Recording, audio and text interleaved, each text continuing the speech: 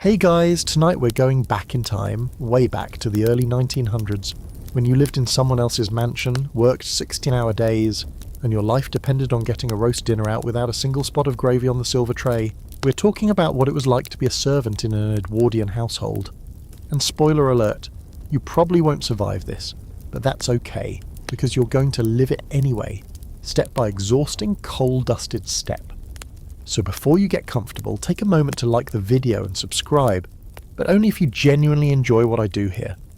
I mean, I'll still be whispering about chamber pots and silver polishing, but it's nice to know you're along for the ride. Let me know in the comments where you're watching from and what time it is. I always imagine some of you curled up in little pockets of the world, listening from Edinburgh, or Kansas City or Tokyo at 2:43 AM. Now, dim the lights, maybe turn on a fan for that soft background hum, and let's ease into tonight's journey together.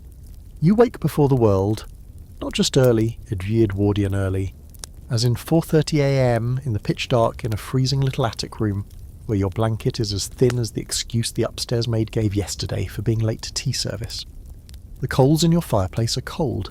You stretch your feet out to feel for warmth and your toes bump against your iron chamber pot instead. Lucky you get up without sighing. You've learned not to sigh. The floor creaks, and every creak means something when you live below stairs.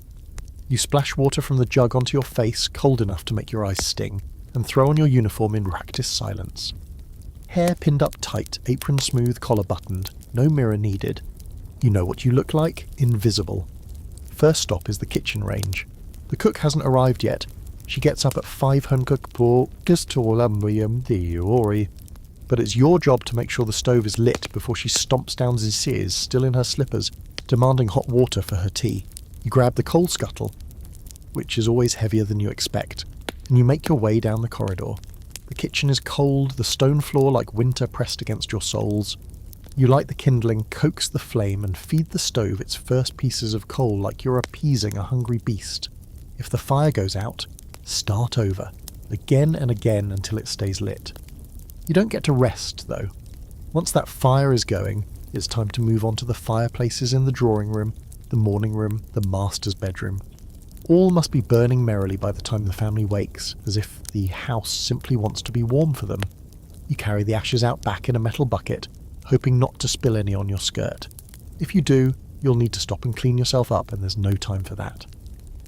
By 6 AM, the house is starting to stir. You hear the rustle of sheets, the creak of upstairs floorboards. That means the bellboard will start soon.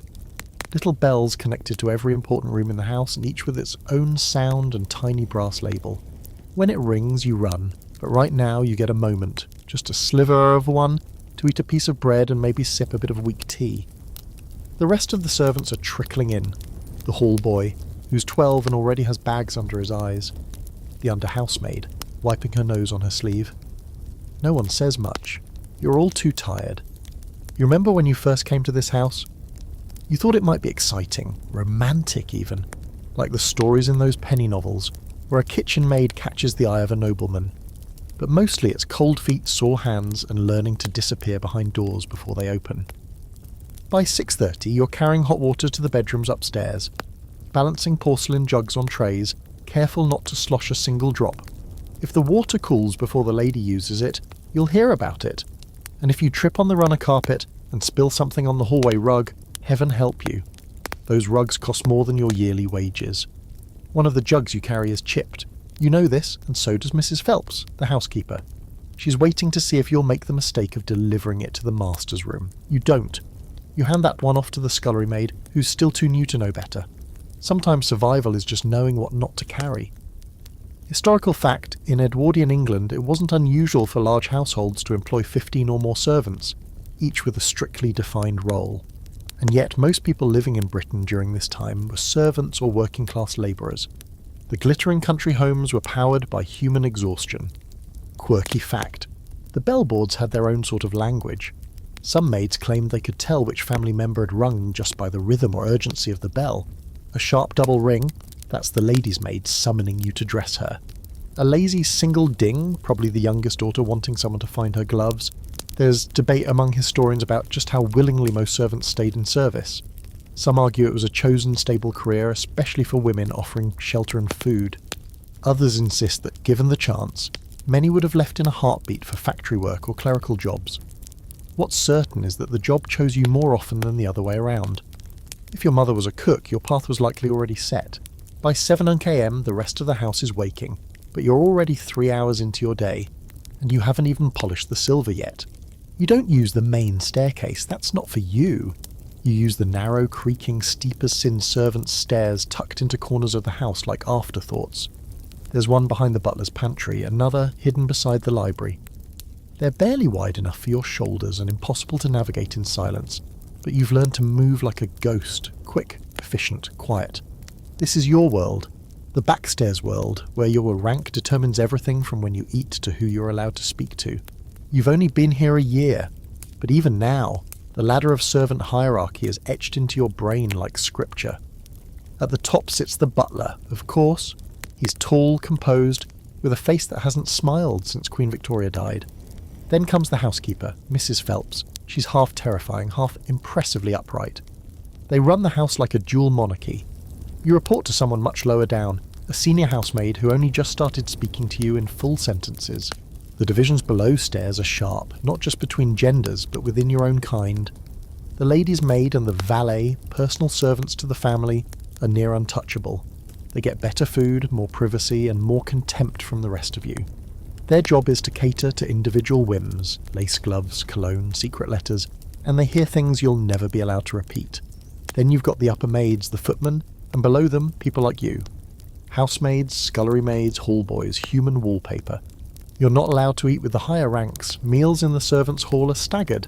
If you enter too early or sit in the wrong chair, someone will wordlessly put their cup down and look at you until you vanish. You once made the mistake of sitting before the second footman had finished his tea. Never again. Sometimes you wonder how the family sees you, or if they see you. There's a strange etiquette around it. Some masters never speak directly to the servants, choosing instead to communicate through their butler or maid. You could be in the same room for 10 minutes and not hear your own name. If they do speak, it's usually a directive, as if you were part of the wallpaper that had suddenly decided to move.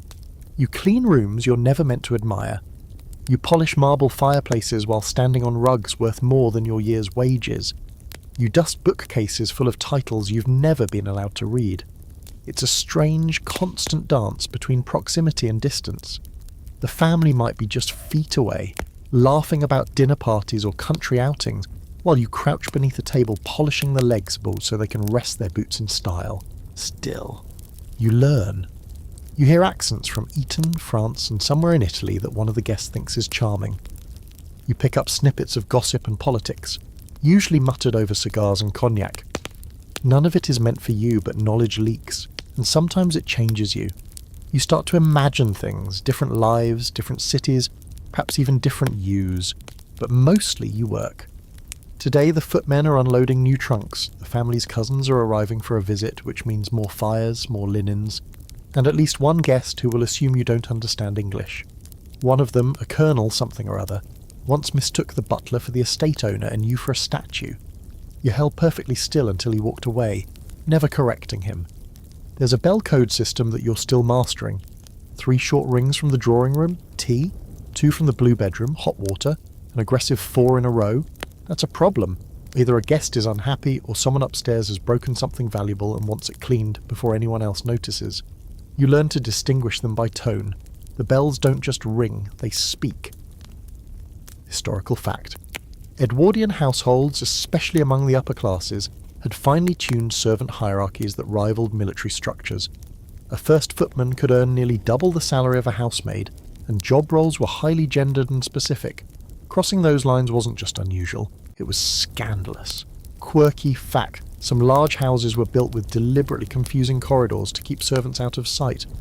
There were even silent floor coverings in certain passageways, like cork or thick carpet, so the family's footsteps would never be disturbed by the clatter of servant shoes.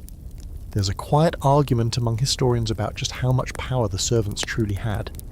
Yes, they lived hard lives, but many knew every secret of the families they served. Some wielded soft influence, subtly guiding decisions, bending household routines to their will. Others argue that this is romanticizing powerlessness, that knowing secrets doesn't mean having freedom. The truth might be somewhere in between. Your task for the morning is to prepare the guest bedrooms. That means heating bricks for foot warmers, fluffing pillows, and making sure no corners are creased in the bed linen. The beds must look untouched, yet inviting. You place a sprig of lavender on the pillow of the blue room. No one told you to do that. It just feels right. You carry a vase of fresh flowers up the backstairs, careful not to spill a drop of water on the carpet runner. You pass the second footman on the landing. He nods slightly, which feels like a compliment. Or maybe it's pity. Either way, you don't stop to ask. Sometimes you think of your life as two different buildings. There's the house above, glittering with chandeliers and polished mahogany. And then there's your world below. Dim corridors, coal buckets, whispered warnings, and a constant dance to remain invisible but indispensable. You are the hands that keep the house breathing, and no one is supposed to notice. It starts with a single chime, then another, then 5 at once, like a manic church service played out in brass and wire. You're in the scullery, elbow deep in yesterday's pudding dish, when the bellboard comes alive. Each bell has its own tone, some crisp, some lazy, some already giving you a headache before you even see which room is calling. The little black needle beneath each bell jumps wildly, pointing to the room where some aristocratic need has just erupted. This is your command centre.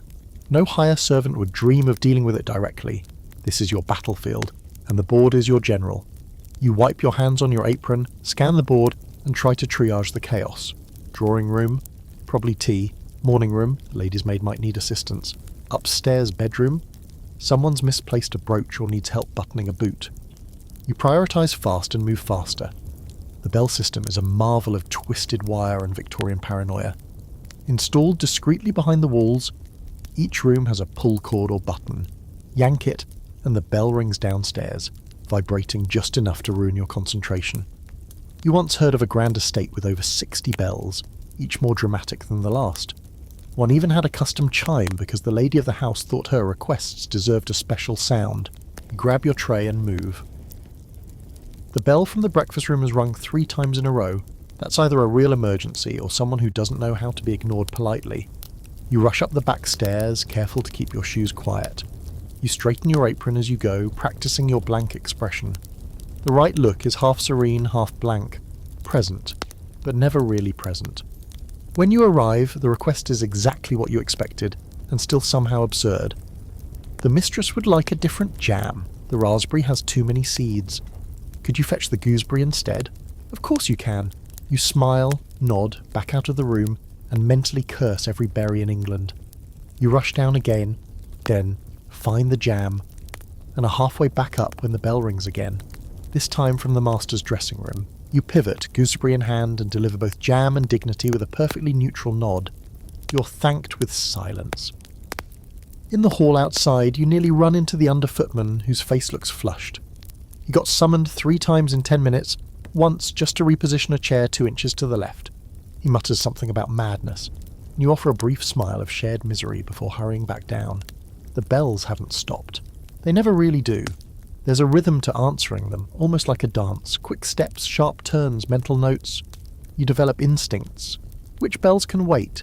Which ones will result in your name being passed to Mrs. Phelps? The drawing room bell is demanding but rarely urgent. The library bell is almost always the master needing a book he can't find but won't describe. That blue one about France, he once said.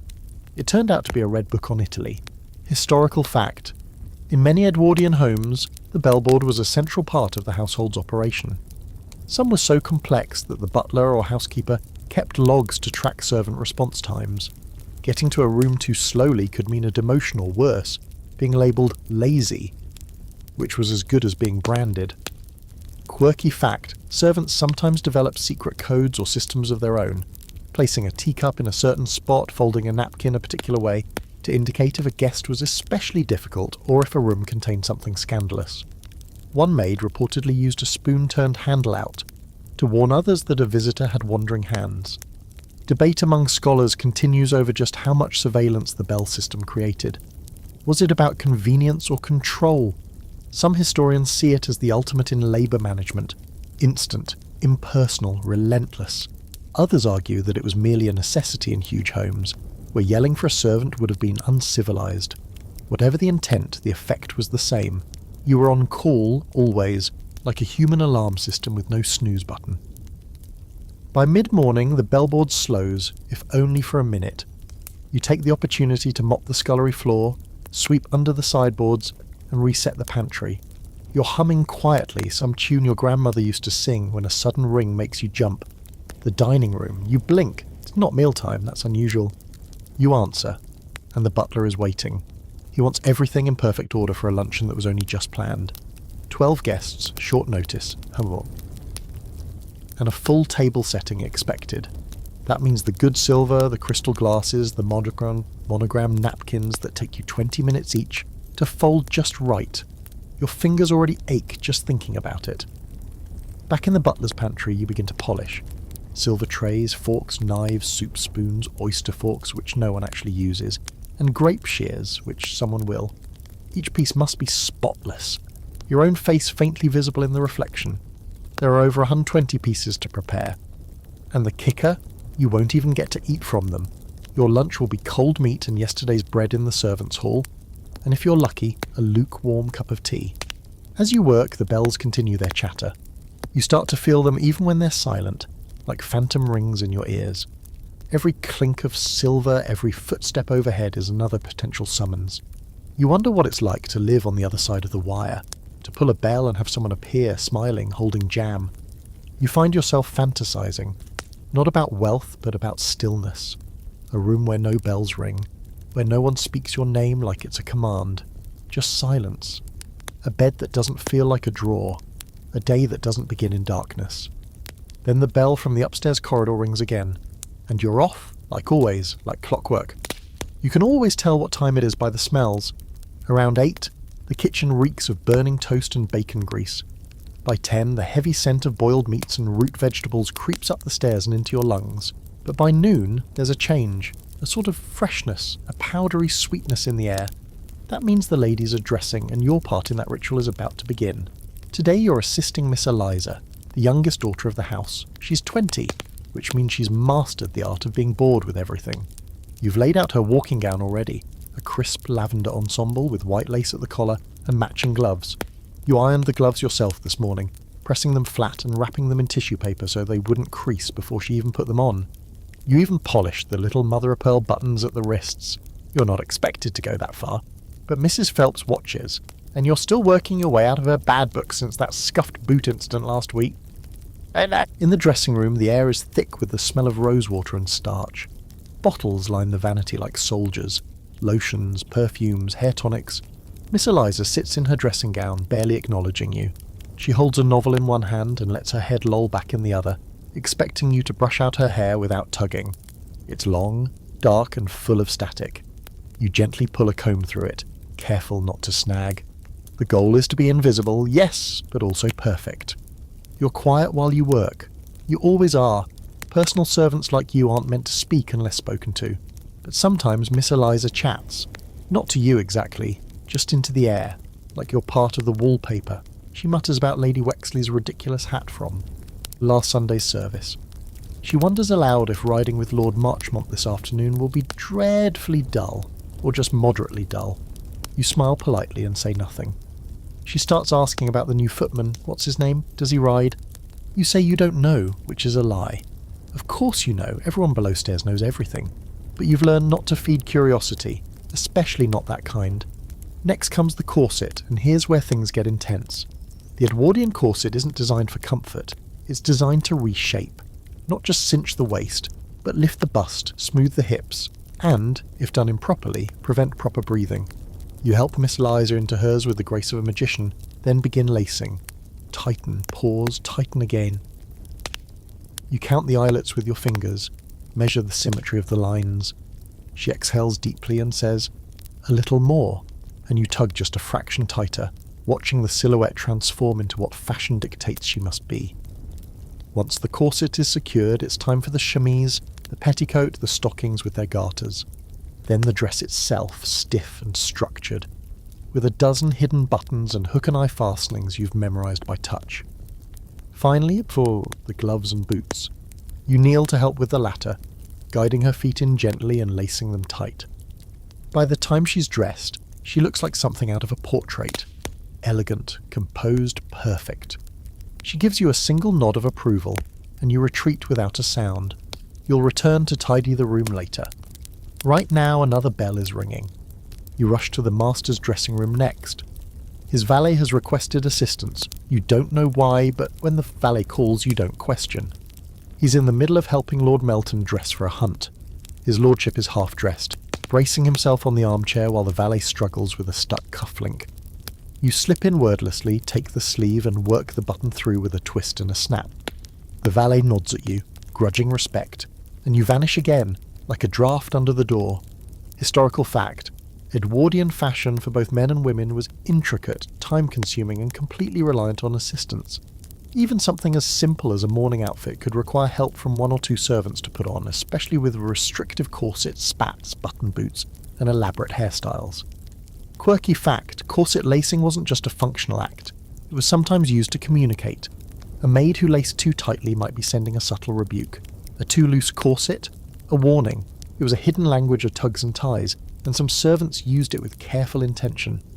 There's an ongoing debate among scholars about the power dynamic between personal servants and their employers. On one hand, valets and ladies' maids held close physical proximity and could influence everything from fashion to mood. On the other, they lived in near total submission. Was it intimacy or just another kind of control? The answer, like most things below stairs, depends on who's telling the story. You finally return to your quarters around 1 o'clock for a brief pause. Not lunch, that's too generous a word. You sit with the other housemaids, chewing silently on cold mutton and bread that crumbles into nothing. The kitchen maid looks exhausted. She's been on her feet since 4 and still has to wash up after the butler's special lunch service. She tells you the cook is in a mood, which means the afternoon will be long and loud. One of the footmen strolls past the door and winks.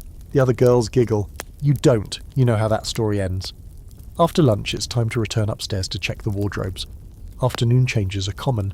Some family members change 2 or 3 times a day. Riding clothes, walking dresses, evening gowns. You sort through a mountain of silk and lace, removing stains with lemon juice and starching collars until they stand like little white battlements. There's a pile of mending too, a hem ripped by an overzealous dance step, a glove with a loose thread, a stocking with a hole that mustn't show. As you thread your needle, you wonder what it's like to be dressed by someone else. To stand and wait while hands lace your boots and button your cuffs. You try to picture it, but it's like imagining flight. You've watched birds, but you've never felt your own feet leave the ground. And then a bell rings. Again. The kitchen is hot enough to melt steel. You walk into the thick wall of steam and the smell hits you like a sack of boiled potatoes. It's a mix of mutton fat, onions, and whatever fish is being poached in the far corner under a mountain of dill. You don't flinch anymore. The kitchen is a battlefield, and you've got the scars to prove it, even if they're just invisible lines of fatigue behind your eyes. You're here to deliver a message from the housekeeper, but once you enter cook's domain, you know better than to speak first. The cook runs the place like an iron-fisted general. Her voice is louder than the range, and her knives flash too quickly to be purely culinary.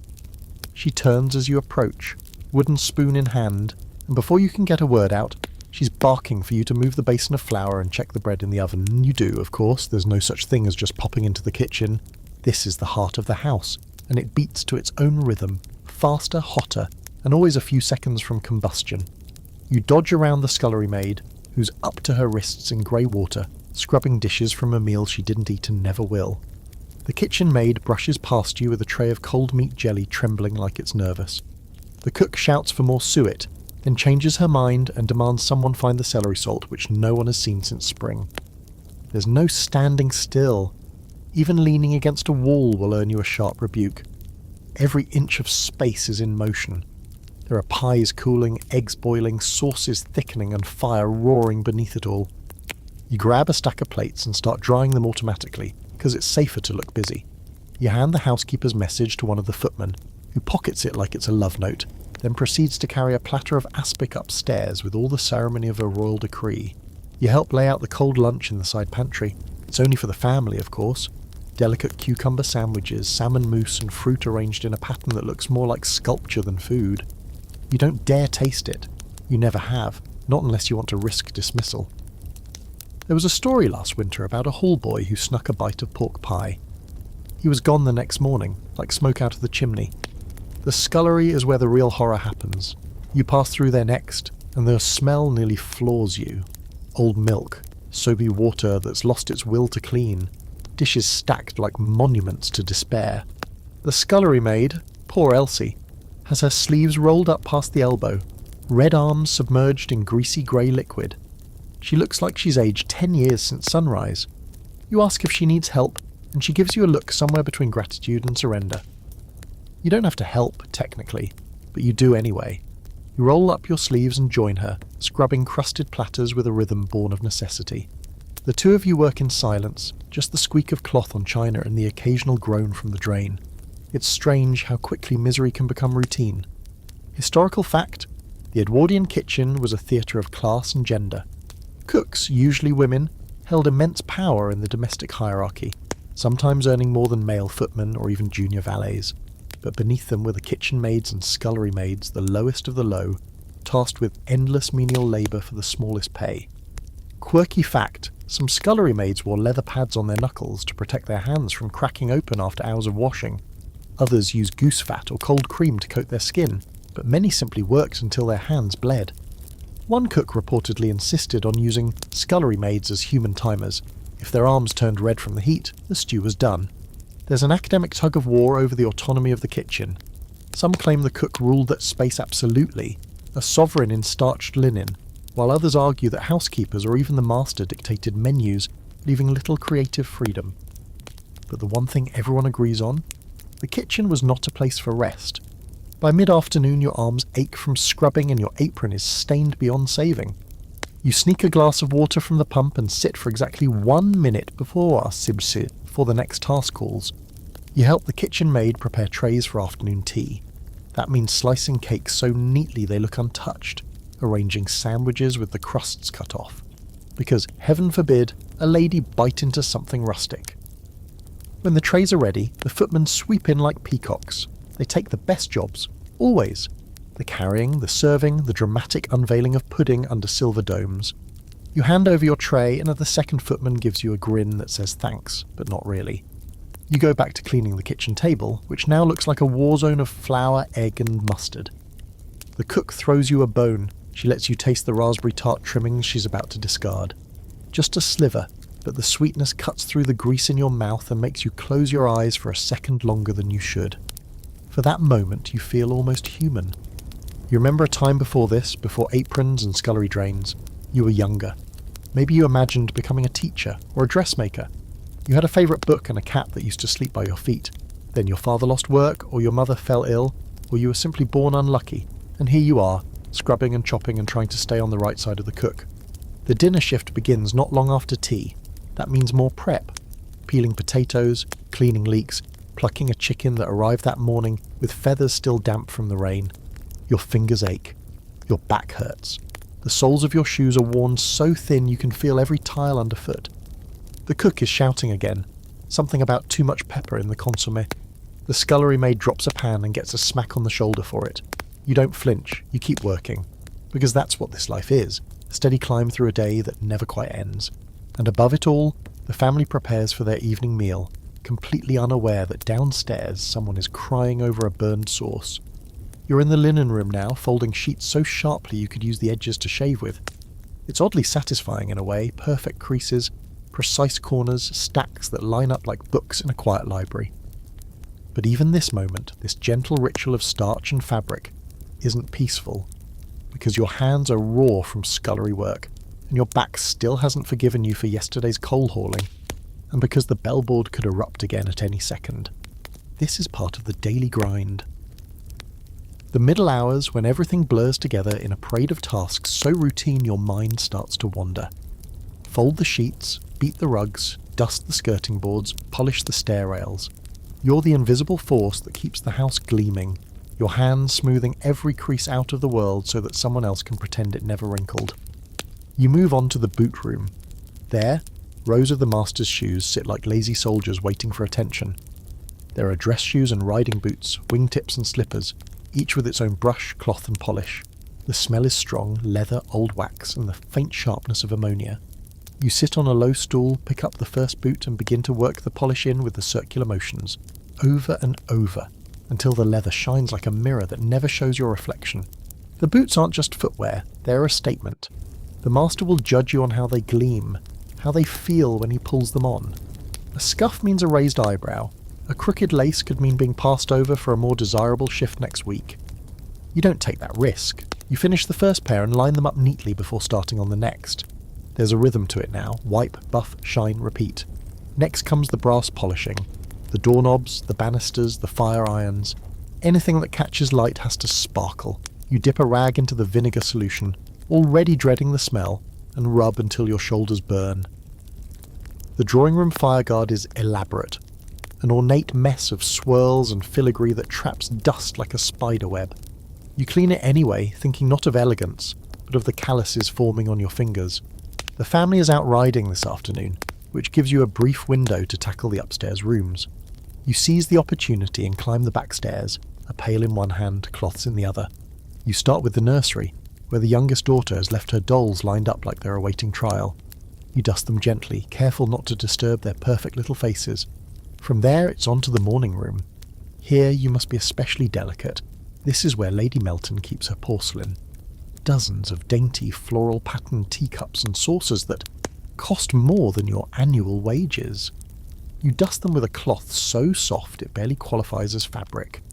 Your hands shake a little, but you steady them with experience. You've done this before, just not on 3 hours of sleep. The drawing room is next.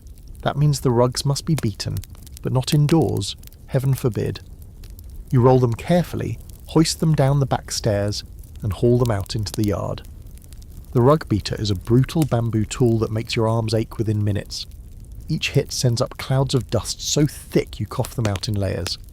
But the rugs must be fresh, unsullied by footsteps that never belonged to the family. Historical fact: servants in Edwardian households were expected to clean with obsessive precision. Linen was inspected for creases. Boots had to be polished inside as well as out. Even bed frames were scrubbed. Cleanliness wasn't just hygiene, it was morality in physical form, a reflection of a household's status and respectability. Quirky fact: some households used lemon juice, vinegar, and raw bread for cleaning. Yes, bread. A slice of day-old white bread could absorb soot from wallpaper or lift dust from delicate embroidery without damaging it. You've used it once under Mrs. Phelps' watchful eye, and the smell stayed in your hands for hours. There's debate among social historians over whether this level of domestic labour created a form of learned helplessness in the upper class. Did they genuinely not know how to do basic chores, or did they choose ignorance to maintain social distance? Either way, you've never once seen a family member lift a broom, not even when they drop something. They just look at it until someone else, usually you, bends down to pick it up. The day drags on. You're sent to help wash windows on the second floor. This means leaning out at precarious angles with a squeegee and hoping you don't lose your balance and go crashing into the rose garden. You wonder, as you clean, how the world would react if you did fall. Would someone gasp? Would your name be whispered for a week and then vanish? Or would they simply replace you by Thursday? You return inside, face flushed from sun and exertion, and check on the library. A guest has left it in shambles. Ash on the carpet, biscuit crumbs in the settee, and a tumbler of brandy sweating on the side table. You clean it all without a comment, removing every trace of their afternoon like you're erasing history. And in a way, that's exactly what you do all day. Erase. Smudges, messes, accidents, evidence. You make the world seamless, and your reward is more to erase. By now, the hall is busy again. Footmen pass with trays. The butler's voice can be heard giving low instructions, and the air smells of roast beef and something sweet baking in the oven. You glance at the clock and realise you haven't sat down since breakfast. Your feet throb. You can feel the seam of your stockings rubbing raw behind your heel. But you still have to check the linens again. The master complained of a crease in his pillowcase last night, and the housekeeper has decided you were the one to blame. You hurry back to the laundry room, sorting through stacks of freshly pressed pillowcases. Each one gets held to the light, inspected for stray threads, folded and stacked again. It's enough to make your eyes cross. Eventually, it all looks perfect, or perfect enough. You place the top pillowcase on the very top of the pile, just so, then slip away before anyone can notice you've stopped moving. You make it back to your room, just briefly, to change aprons and splash your face with cold water. You lean against the wall and breathe for 5 whole seconds. That's when the bell rings again, and the grind continues. Tea time should be calm. That's what everyone upstairs thinks anyway. That tea simply materialises, warm and neat and lovely, as if the china set had walked itself onto the tray. But for you, it's the most nerve-wracking part of the day. Every sugar cube, every teacup, every paper-thin slice of sponge cake is a potential disaster waiting to happen. All it takes is one chip in a saucer, one scalding overpour, one spoon out of alignment, and you'll be explaining yourself to Mrs. Phelps, who can spot a mismatched teaspoon like a hawk spotting a field mouse.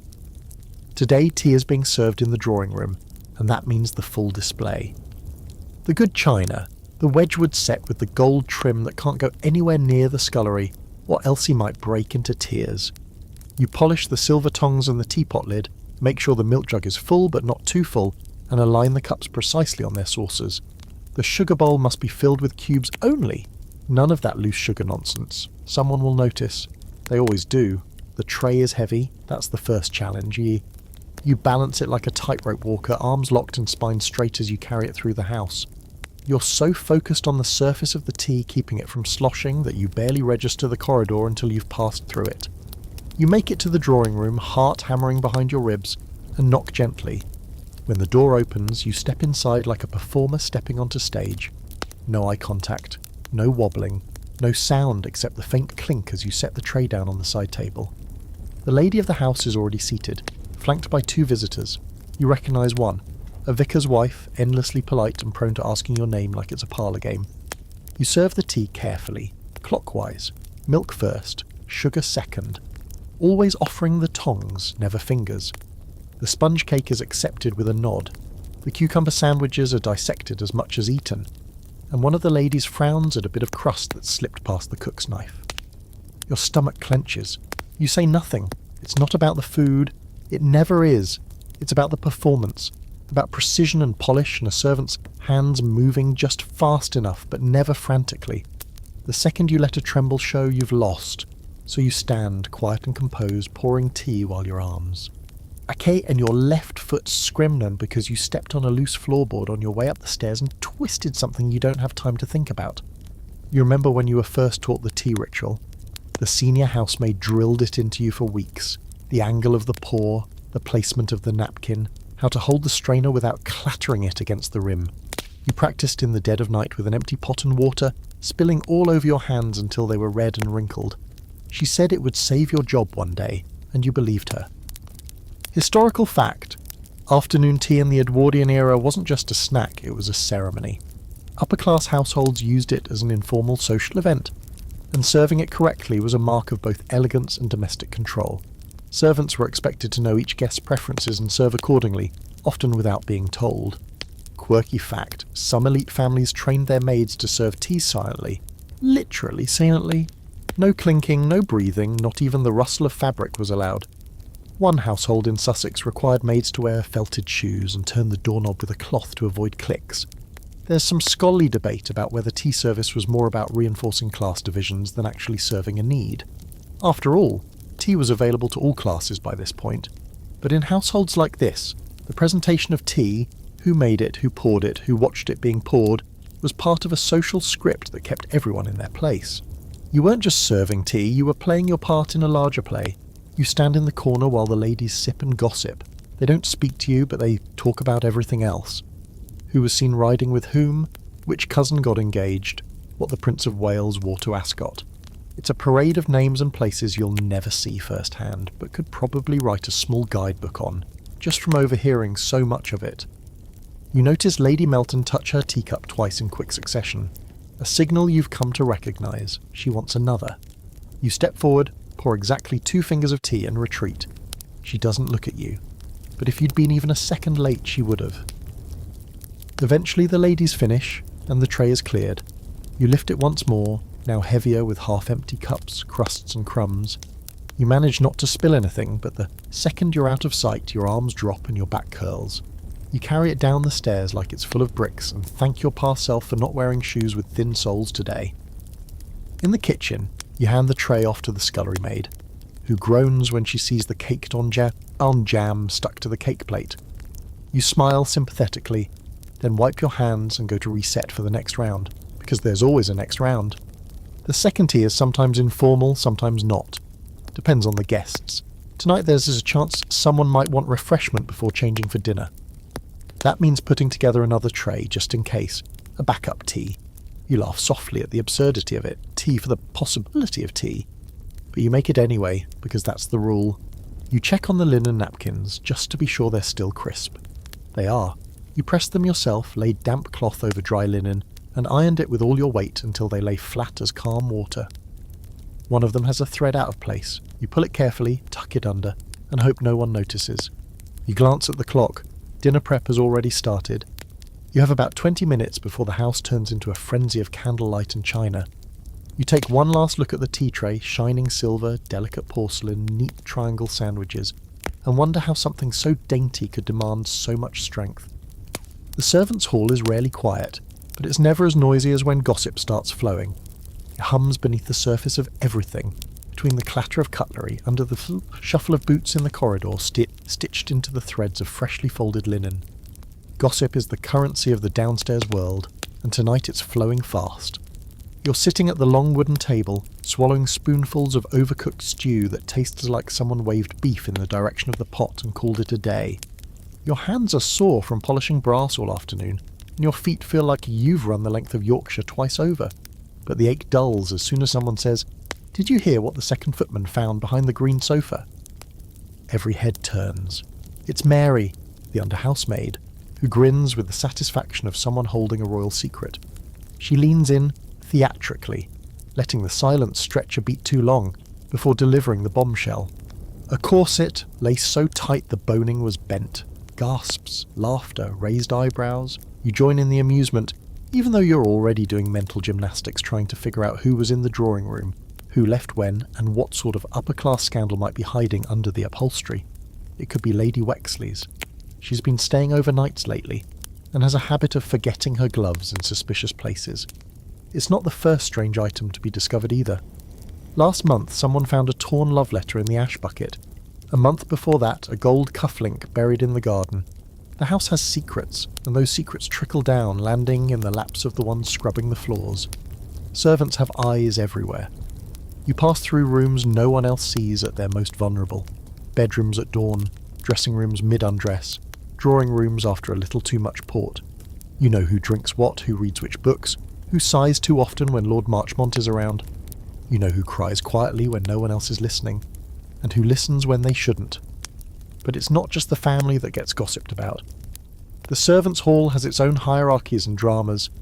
Like the footman who suddenly has new boots. Did he buy them, or were they gifted? The scullery maid who's been spending a suspicious amount of time in the laundry room. Or the butler, Mr. Bob and Mr. Davenant, who had an argument with the housekeeper last Tuesday that made the gravy taste angry for days. You try not to participate too much. It's a risky game.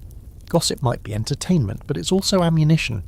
A whispered word in the wrong ear can get someone demoted, dismissed, or worse. Still, it's hard to ignore completely. There's something magnetic about it.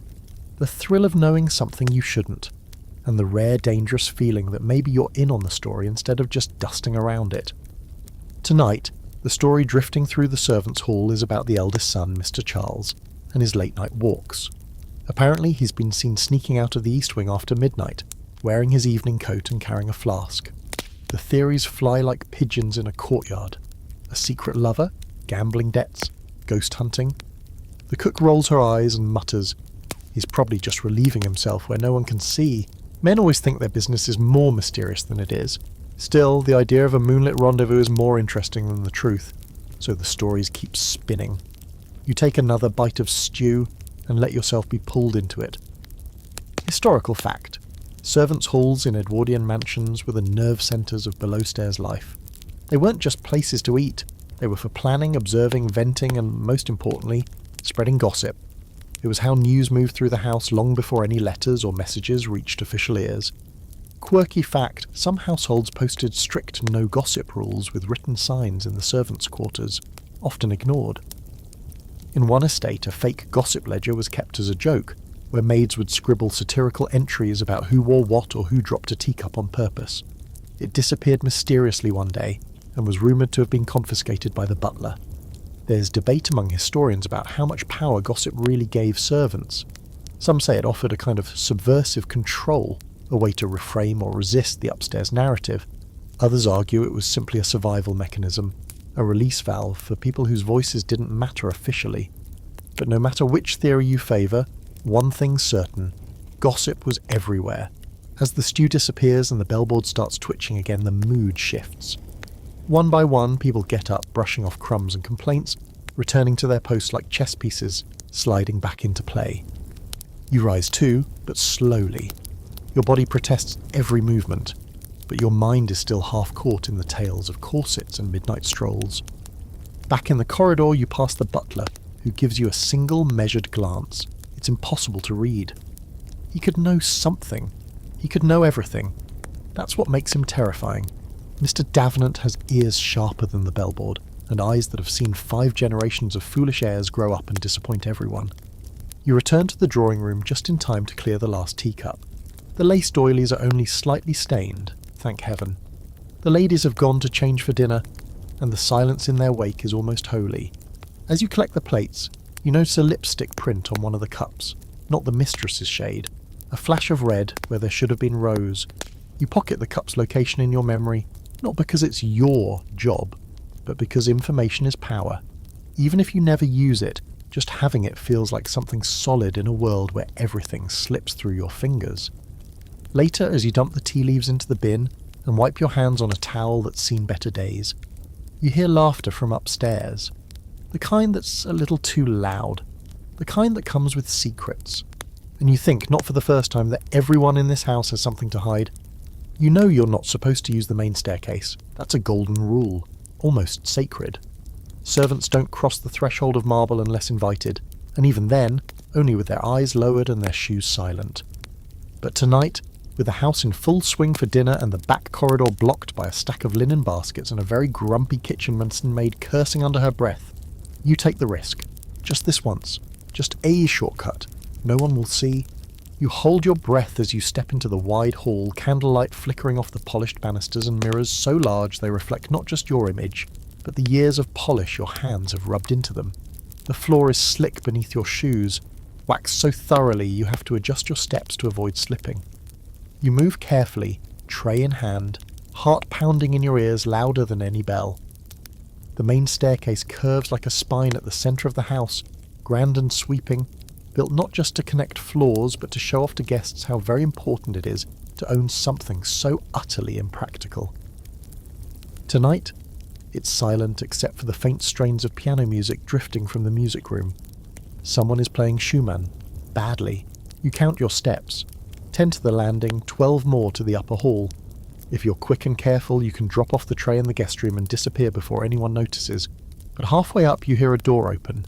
You freeze, tray balanced like a dinner plate at a magician's act, and turn your head just enough to see the silhouette of Mr. Charles.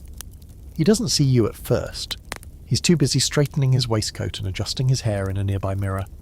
You retreat 2 steps, pressing yourself into the curve of the banister, invisible in the shadow of a candelabra. He finally turns and walks away, oblivious. You wait for the sound of a door clicking shut before you move again, faster this time, cheeks burning. You make it to the guest room and drop off the tray, a bottle of lavender water and a small glass, requested an hour ago by Lady Wexley, whose dramatic sighs over dry air have become a daily ordeal. You don't linger, you retrace your steps, moving faster than you should, and just as you reach the landing, you hear footsteps. A voice, not angry, but sharp. "What are you doing up here?" It's Mrs. Phelps. Of course it is. She materialises like fog in autumn, all rigid posture and knitted brows. You bow your head. "Blocked in downstairs, ma'am. Had to come up the main way." She watches you a beat too long, then nods once. "Don't make a habit of it." Her voice is low, but it lands like a slap. "If you're seen, they'll think we're slipping." You nod, heart still racing, and descend the stairs in reverse, careful not to trip, careful not to exist too loudly. Once back in the kitchen corridor, you lean against the wall and finally breathe. Historical fact. Most Edwardian homes enforced a strict separation between servants and family, not just in work, but in space. Servants use narrow staircases, separate hallways, even different doorways.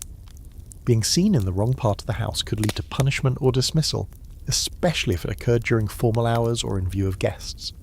Quirky fact: some grand houses had silent doors installed along main servant routes, heavily padded or felted to muffle any noise a servant might make passing through. Others used revolving panels or concealed doors to allow servants to appear or serve and vanish again like conjurers in waistcoats. There's debate about how much servants internalise these spatial boundaries. Some historians argue that the fear of being seen where you weren't allowed created a kind of invisible cage around servants, training them to self-police. Others believe many servants found creative ways to resist these rules, taking shortcuts, lingering in forbidden rooms, or accidentally overhearing conversations that weren't meant for them. You personally aren't sure which is truer. All you know is that getting caught up there felt like standing naked in church. Back downstairs, the butler gives you a glance that could mean anything. He says nothing, but you know he knows. Of course he does. He knows everything. Still, he doesn't report you, and that's the best kind of mercy you can hope for in this house. You return to your regular duties, checking the drawing room one last time, folding the fireside throw just so, brushing imaginary lint off the piano stool. Everything must be immaculate, not just clean, not just neat, immaculate. Because you are not just presenting a room, you're presenting a lie. That no one lives in this house. That nothing is ever spilled, broken, misplaced, or human. You straighten the cushions, you fluff the curtains, you light the fire, then brush away every trace of soot. The family will walk in and feel warmth without smoke, luxury without labour.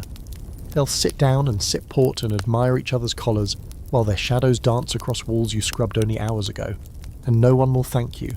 Not because they're cruel, but because in their minds you don't exist until something goes wrong. By now your legs are trembling from fatigue. You haven't eaten since your stew, and even then, barely. You head to the linen room for a brief moment of quiet, where you kneel by the baskets and let your muscles unclench. The house breathes around you. Voices above, footsteps echoing, the creak of pipes as hot water rushes upstairs. It sounds almost alive, and like any living thing, it doesn't care whether you're tired or terrified. It just wants to be fed, with labour, with silence. You press your head against the edge of the basket and close your eyes, just for a moment, just until the next bell rings. And when it does, you rise again. You finally collapse into your cot just after 11. The world above stairs has quieted, dinner cleared, candles snuffed, parlours emptied of laughter and wine-soaked piano playing. Only the occasional creak of wood or a door catching the wind reminds you that the house never truly sleeps. But you do. You have to. Your room is no bigger than a closet wedged under the eaves with sloped ceilings that knock your head if you sit up too quickly. The mattress is stuffed with straw, the blanket as thin as your last pay envelope, and the chamber pot at your feet is cold enough to turn your breath into fog when you use it. Your eyelids are already closing when you hear it. The bell. It rings just once. Soft, slow, but unmistakable. You lie still for a second, hoping someone else heard it first. Maybe the night footman? Maybe Elsie? But no, after a moment it rings again. A second time, longer, lower, insistent. You groan softly and swing your legs over the side. The floor is like ice. You shuffle into your shoes and button your uniform in the dark, fingers fumbling. You grab your apron from the chair, where it never really dries, and make your way out into the corridor.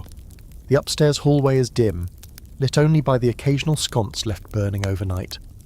You move like a shadow through the servants' passages, avoiding the boards that groan and the spots where the wallpaper peels and shows the old plaster beneath. You've walked this house so many times, your feet know it without light. But still, something feels different tonight. There's a hush, not just quiet, but a kind of stillness, as if the house is holding its breath. The bell came from the blue bedroom, one of the guest rooms. You haven't been in there since the morning, when you freshened the flowers and dusted the mantel. You knock once gently and wait. No answer. You knock again. The door creaks open a touch. You peer inside. The room is empty. No guest, no light, just the faint scent of lavender water and old smoke. You step in cautiously, half expecting someone to rise from the armchair with a start, but no one does. You cross to the bell pull which hangs by the fireplace. It hasn't been touched. The cord sways slightly, but maybe that's your imagination. You turn and that's when you notice it. The window's open. Not wide, just a crack, but enough to let in the chill. The curtain flutters like a ghost's sleeve. You close it gently, latch the window, and back out of the room with a shiver prickling up your spine. Once in the hallway again, you pause. You're tempted to go to the butler, to mention it, but what would you say? The bell rang by itself? He'd sooner think you'd lost your wits, or had a guilty conscience. So you go back down instead, slip through the laundry corridor and return to bed. Or at least to the shape of bed. Sleep won't come now. You lie there, staring at the ceiling, thinking of every story you've ever heard whispered in the servants' hall about ghosts and cursed guests, and bells that rang with no hands to pull them. Elsie swears she once heard someone humming in the empty west wing. Mary claims she saw a pale face in the mirror of the south dressing room and refused to clean it for a week. You laugh them off during the day, of course, but tonight, in the stillness, your mind replays that bell, that open window. Historical fact. Many Edwardian households believed strongly in the supernatural. Spiritualism was on the rise, and séances were sometimes hosted in drawing rooms for entertainment. Meanwhile, among servants, especially those working in sprawling, creaky homes, ghost stories were almost folklore, passed down like recipes for boiled pudding. Quirky fact. Some houses were known to have haunted bells, wires that would twitch or chime even when untouched. Sometimes it was faulty wiring, sometimes rats in the walls, and sometimes just the result of old twisting buildings settling unevenly. But among the staff, these strange rings always started stories. There's a long-standing debate among cultural historians over whether ghost stories among servants were about belief or survival. Some argue that tales of haunted rooms were a way to claim space or resist certain duties. Oh, don't send me into that bedroom, it's haunted.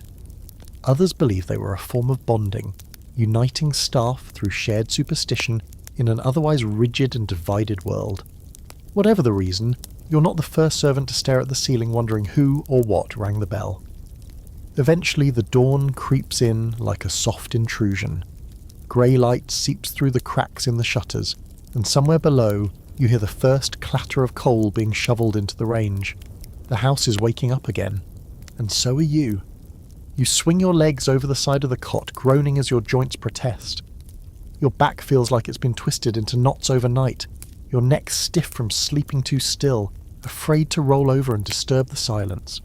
You pull on your uniform, braid your hair quickly, and wash your face with water that might as well be ice. Your eyes look hollow in the cracked mirror above the basin, but there's no time to fix that. Downstairs, the air already smells of ash and damp. The cook is banging pans, grumbling that the delivery man is late. The under-housemaid sneezes twice and mutters that her head feels like a kettle about to boil. You join the rhythm without a word, slipping into your morning tasks like a foot into a well-worn boot. But as you pass the bellboard, you glance up. The blue bedroom bell still hangs a little crooked. Just a little, like someone tugged it too hard. You straighten it gently, then get back to work. Technically, you're off today. Or rather, you're off for a portion of the day. Just enough to remind you what rest feels like before it's snatched away again. In the servant hierarchy, even leisure time comes with rules. You get 1 half day per week and it rotates. No Sundays, obviously, and no evenings ever. Today yours falls on a Tuesday morning, which is just about the least useful time to be free in the history of time. Still, when the clock in the hall strikes 10 and the kitchen door swings open, you're already out of your apron and into your best, well, your least bad dress. It's the one that doesn't smell too strongly of smoke and starch and only has one patched hem. You've brushed your hair, wiped your boots clean, and even dabbed a little lavender water on your neck, one of the last drops from the tiny bottle you've kept hidden since Christmas. You feel almost human. There's no grand outing today. No gallivanting in Hyde Park or shopping in Harrods like the young ladies upstairs. You don't have the money or the time for that. But you do have a plan. A walk into town, a stop at the post office, and maybe, a cup of tea in the tea room on the corner, if you can spare the coin. It's not much, but it's yours. Outside, the sky is overcast, the kind of English grey that's so regular it feels like wallpaper. The trees lining the lane drip gently from an earlier rain, and the smell of wet earth and horses fills your lungs. You walk briskly, arms wrapped around yourself, nodding, occasionally to other servants doing the same. Maids from the next estate over, a stable boy who always seems to be carrying something mysterious in a sack. Everyone has their own path on these precious half-days, but the same wary glance. We're out, but not free. The post office is your first stop. You hand over a letter you wrote late last night, a short but careful thing to your sister. She's in service too, down in Hampshire. You haven't seen her in 2 years, but she writes often, mostly about her lady's terrible cough and a cat that keeps sneaking into the larder. You include a pressed sprig of rosemary in the envelope, just something green to hold. Afterward, you browse the shop next door. It sells paper goods, bonnets, ribbon, and a selection of bored-looking books that appear to have been loved and then abandoned. You pick one up, a penny novel with a dashing soldier on the cover, and a heroine fainting at the sight of him. It's ridiculous. You buy it immediately. Then comes the tea room. You step inside, blinking in the warm, slightly greasy air. The room is full of quiet clinks and murmured conversations. You order a pot of tea and a small currant bun and sit in the corner, trying to stretch out every minute. The tea is lukewarm, the bun a bit dry, but it's served to you. For once, you don't have to carry the tray. That alone makes it feel decadent. You pull out your new book, open to the first chapter, and let yourself sink into it. The writing is dreadful, and you love it. There are secret codes and long-lost brothers and dramatic declarations made in the rain. You smile into your teacup and forget, for 10 blessed minutes, that your hands are chapped and your knees still ache from last week's scrubbing. Historical fact: half-days were one of the few concessions made to domestic staff in Edwardian Britain. These brief moments of personal time were tightly controlled. Servants were expected to return before dinner prep began, and many used their hours for practical errands rather than leisure. Still, they were fiercely guarded. Quirky fact: some tea rooms in London had a separate entrance for servants and shopgirls, an unofficial side door where they could avoid judgmental glances from the better-dressed clientele. One cafe in Mayfair had a chalkboard and menu specifically labelled for working misses, offering a modest bun and tea for a penny. Scholars have long debated the role of leisure in servant life. Did these half-days represent true autonomy, or were they just another tightly restricted privilege meant to prevent rebellion? Some argue that even a single hour of self-direction could be empowering. Others say it was a pacifier, just enough freedom to keep you from realising how little of your life belonged to you. You finish your tea slowly, savouring every sip, even the last lukewarm mouthful. You tuck the rest of your bun in a napkin and wrap it carefully in your handkerchief. That will be your dinner, or part of it. Maybe you'll share it with Elsie, if she's had another day like the one last week when the soup boiled over and she nearly fainted from the heat. The walk back is slower. Your legs drag a bit. Your spine has found the memory of fatigue again. As you pass the milliner's shop, you glance in at the hats. Huge, ridiculous things with feathers and lace and price tags that might as well be carved in stone. One of them reminds you of the hat Lady Melton wore to church last Sunday. She complained about how heavy it was, as if someone had forced it onto her head against her will. You return through the servants' entrance, nodding to the footman polishing the brass handle like he's courting it. Inside, the air is thick with the smells of dinner. Gravy, roast, something fruity baking. Voices call across the scullery, pans bang against one another, and the calm of your morning slips away like a coat falling off your shoulders. You hang up your shawl, tie your apron back on, and slip into your place like a thread through a needle. It's as if you never left. And maybe, in a way, you didn't. You hear the trouble before you see it. By late afternoon, the scullery sounds like it's under siege. Pans clanging, water sloshing, voices pitched too high to be ordinary conversation. You round the corner and there it is, the unmistakable chaos that means one thing: a house party. You'd known it was coming. Everyone had. The family had been fluttering about it for a week. Lady Melton changing her mind daily about guest numbers, meal themes, and how many courses a Thursday dinner should contain. Still, nothing prepares you for the reality of it. The kitchen is a frenzy. Cook's apron is already stained in 3 places, her cheeks red with fury and heat. The kitchen maid darts past with a tray of raw oysters, almost colliding with you. The second footman is polishing silver like his life depends on it. You step aside just in time to avoid a bowl of stewed fruit that's somehow both boiling and already sticky to the touch. There is shouting, slipping, running, and somewhere someone is crying softly into a dishcloth. You haven't even begun your own prep yet. Your assignment for the evening is the West Wing. 3 guest rooms, plus turn down and fire prep. That means lighting the fireplaces in rooms that haven't been used since Easter, brushing down curtains, folding monogrammed linens, and placing fresh posies in the vases. In other words, making rooms that have been ignored for months look like they were touched by angels just this morning. You get to work immediately, hauling kindling upstairs in a basket that leaves splinters in your palms. The fires are stubborn, it's been damp, and the chimneys protest. You coax flames from the embers with the patience of a saint and the swearing of a sailor softly muttered under your breath. By the time all 3 hearths are finally glowing, you've shed your shawl, wiped soot from your cheek, and cursed at least one baron by name. Downstairs, the guests have started to arrive. You hear it in the front hall, boots clapping on marble, overcoats flung into the arms of footmen, the clatter of valises being lugged upstairs 2 at a time. Laughter trails down the staircase like perfume. The families putting on a show, all smiles and handshakes and theatrical enthusiasm. It's not for you, of course, but you still watch it unfold from the top of the staircase just for a moment, just long enough to take in the gowns and the jewelled hairpins and the men with moustaches so groomed they probably have their own servants. Then you're off again. There's no time to linger.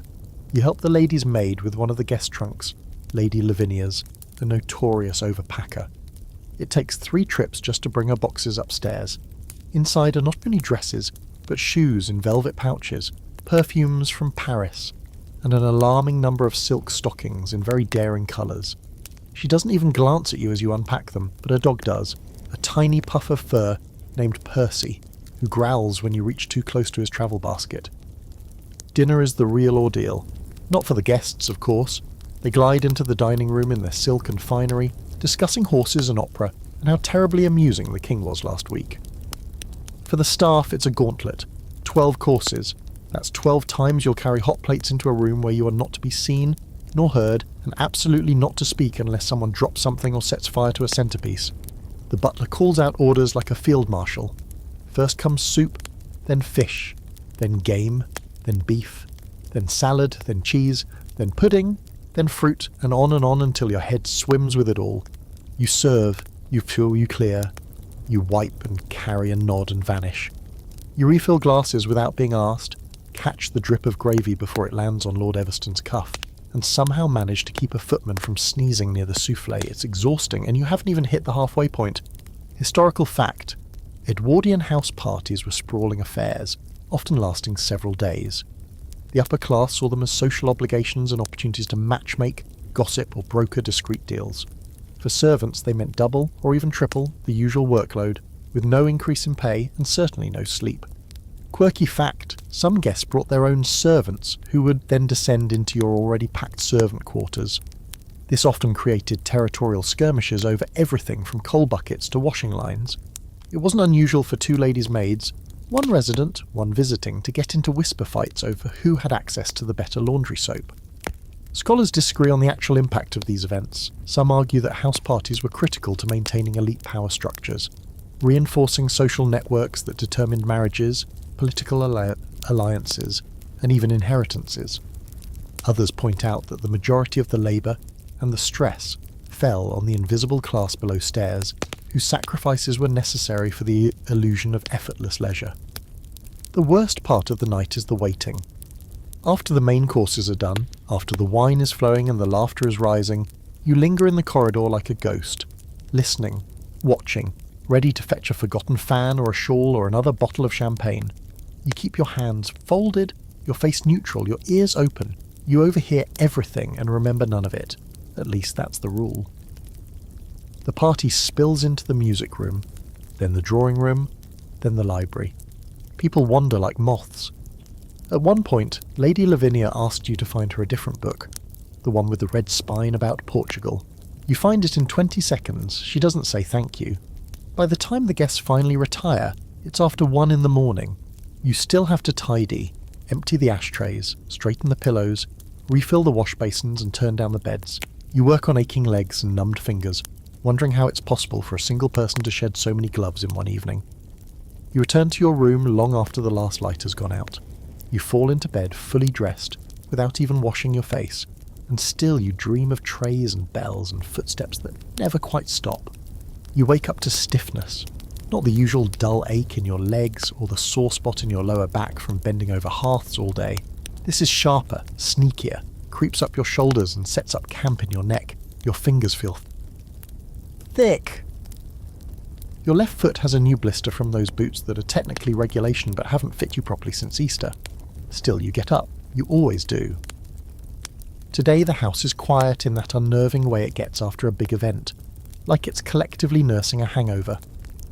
The guests are still asleep, most of them having stayed up until the small hours laughing over cigars and cards in the smoking room.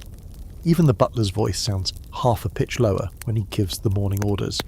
But that doesn't mean the work slows down. If anything, it's worse now, because everything must be restored to order before the first bell rings. You're posted in the laundry and linen rooms this morning, far from glamour but deeply revealing. Uniforms, dresses, and underthings from a dozen people all sorted, cleaned, pressed, and returned as if nothing human had ever happened to them. You work beside the laundry maid, Agnes, a woman with forearms like stone and an impressive disdain for the upper class. She says very little, but when she does, it's gold. No one with that many underpants deserves a title, she mutters, while wringing out silk bloomers. You laugh under your breath and keep folding napkins. There's a rhythm to it, crease, press, fold again. And before long, the table in front of you is lined with linen as precise as military ranks. You're sorting through a basket of crumpled cravats when you notice one with a peculiar stain. Lipstick. Not the soft rose colour the mistress wears. This is bold, scarlet, theatrical. Someone's been sneaking a kiss, and not in their own bedroom. You glance at the label, stitched initials, CM. That'd be Mr. Charles. You raise an eyebrow at Agnes, who just snorts and mutters, "Men," before yanking a pillowcase from the wringer. You say nothing, of course. Everyone says nothing. That's the rule. But you tuck the detail away, just in case. Later in the morning, you're called to help reorganise the uniform storage. That means pulling out the footmen's jackets and the housemaids' aprons, brushing them off, repairing loose buttons, and, most importantly, checking the hidden pockets. You learned early on that most uniforms have little secret folds and slits sewn into the lining. Officially, they're for coins, keys, maybe a handkerchief. Unofficially, they hold everything from love notes to purloined sweets. You find a half-eaten boiled sweet in the cuff of one maid's dress, completely fused to the fabric. In a footman's waistcoat, there's a scrap of paper with what looks like a poem. Bad handwriting, worse rhymes. You smile and slip it back into place. There's an old superstition among the housemaids. Never empty another servant's pocket without their blessing. Supposedly it brings bad luck. You're not especially superstitious, but you still follow the rule, not because you believe in curses, but because it feels wrong somehow to touch someone's secret without permission. Historical fact: Edwardian servant uniforms were not just practical, they were symbolic. They signalled rank, department, and even levels of discretion. The more senior your role, the more detailed your uniform. Some butlers had buttons engraved with the family crest. Scullery maids wore nothing more distinctive than an apron and exhaustion. Quirky fact: some housemaids sewed tiny good luck charms into the hems of their aprons. Silver coins, beads, even snippets of fabric from their mother's dresses. One maid in Kent was said to keep a dried four-leaf clover stitched behind the buttons of her uniform, so the mistress don't notice my mistakes. There's some disagreement among scholars about the role uniforms played in shaping servant identity. Some argue that the strict dress codes erased individuality and reinforced class subjugation. Others suggest the servants used uniforms like armour, an identity to put on and take off. You suspect both might be true. You feel different with your apron on, not better, just other. After lunch, cold, rushed, mostly pickled, you're assigned to dust the display cabinet in the sitting room. That means unlocking the glass case with a tiny brass key and carefully wiping each item inside. A menagerie of porcelain animals, miniature clocks, and small ivory figurines that seem both fragile and disturbingly smug. You hate this job. One wrong bump and something shatters, and while they won't say it aloud, you know exactly who they'll blame. You keep your movements slow, steady, safe, but as you lift the third elephant, made of God knows what and looking far too pleased with itself, the key you left on the tray rolls off and hits the hardwood floor with a crack. You freeze. Not because of the noise, it's minor, but because you know how this house feels about minor. You bend down, heart in your throat, and retrieve the key. No one comes. Still you hurry to finish the cabinet, close the glass, and lock it with care.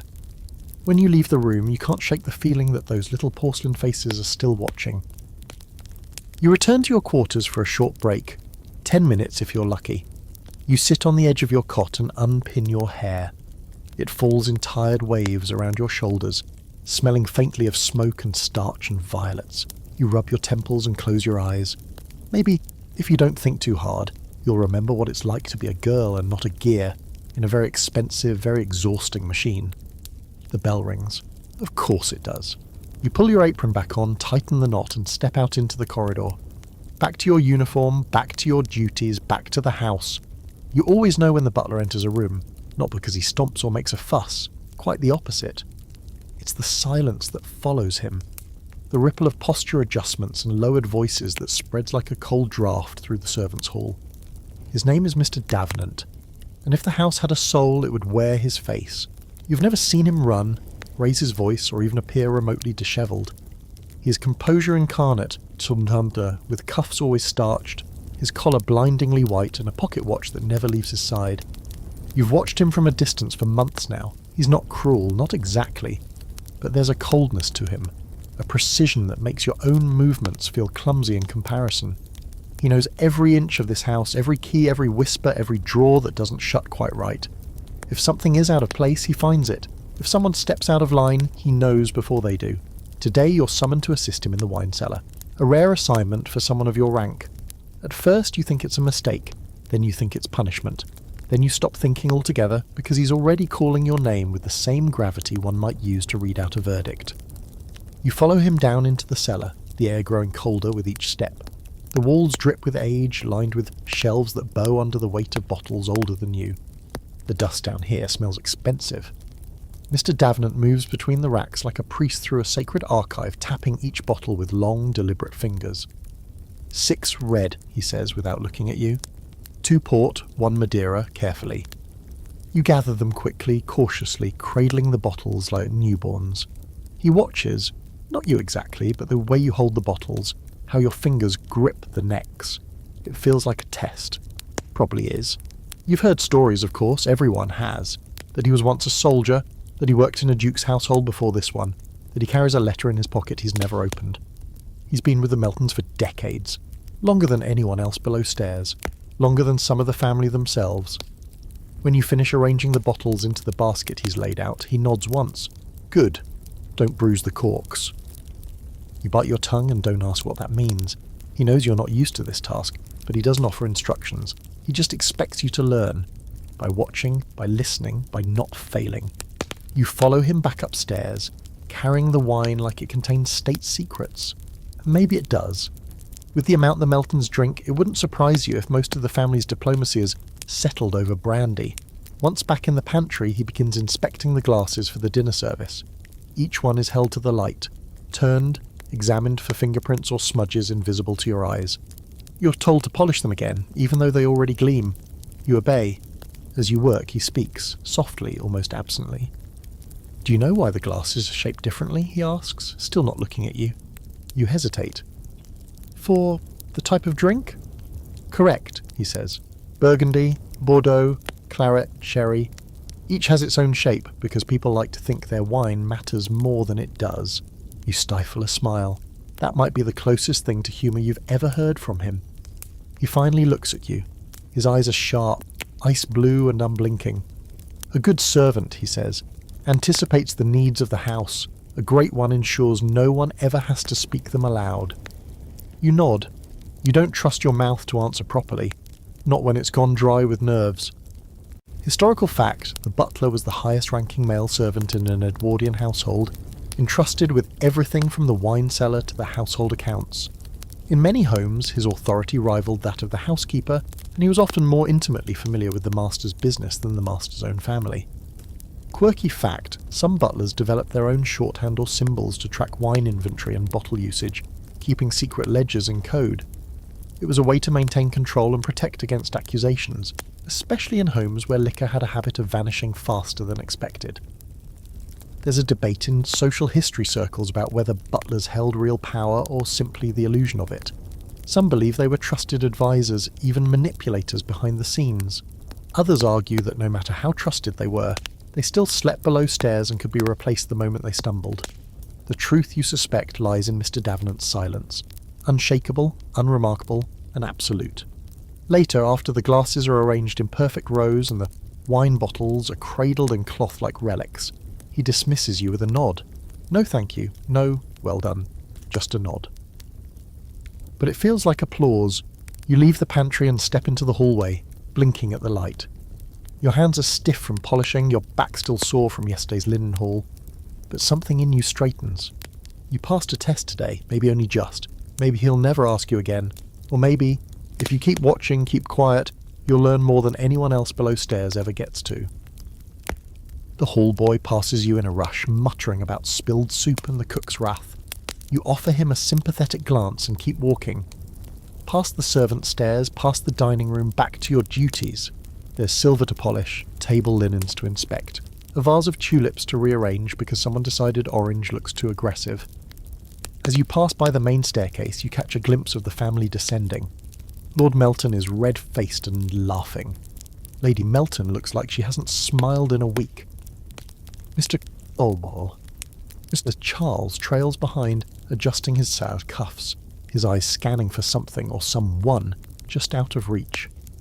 You lower your head, step aside, and vanish around the corner, because a great servant anticipates the moment and disappears before it arrives. You've learned to look without looking. It's part of survival. This sideways glance, this careful tilt of the chin that lets you see what's happening without ever seeming to. And right now, what's happening is Thomas the first footman grinning at Jane the upper housemaid like he's forgotten he's in uniform. She's pretending not to notice, smoothing her apron and fussing with the flower arrangement on the front hall console, but the blush crawling up her neck says otherwise. It's a familiar dance, and it's dangerous. Not because it's love exactly, but because love, in a place like this, is something that comes with consequences. You've been in service long enough to know that anything resembling romance below stairs walks a knife's edge. Every glance is judged, every moment of silence or shared laughter recorded in someone's mind for future ammunition. If a footman lingers too long beside a scullery maid, or if a housemaid goes missing for 15 minutes after tea, people notice. People talk. You, for your part, have avoided it, mostly. Once, maybe, there was something. A hall boy named Eddie, who used to leave you scraps from the bakery on Sunday mornings, a bit of sweet bun wrapped in cloth and hidden behind the coal scuttle. He had wide eyes and a crooked smile, and hands too big for someone so young.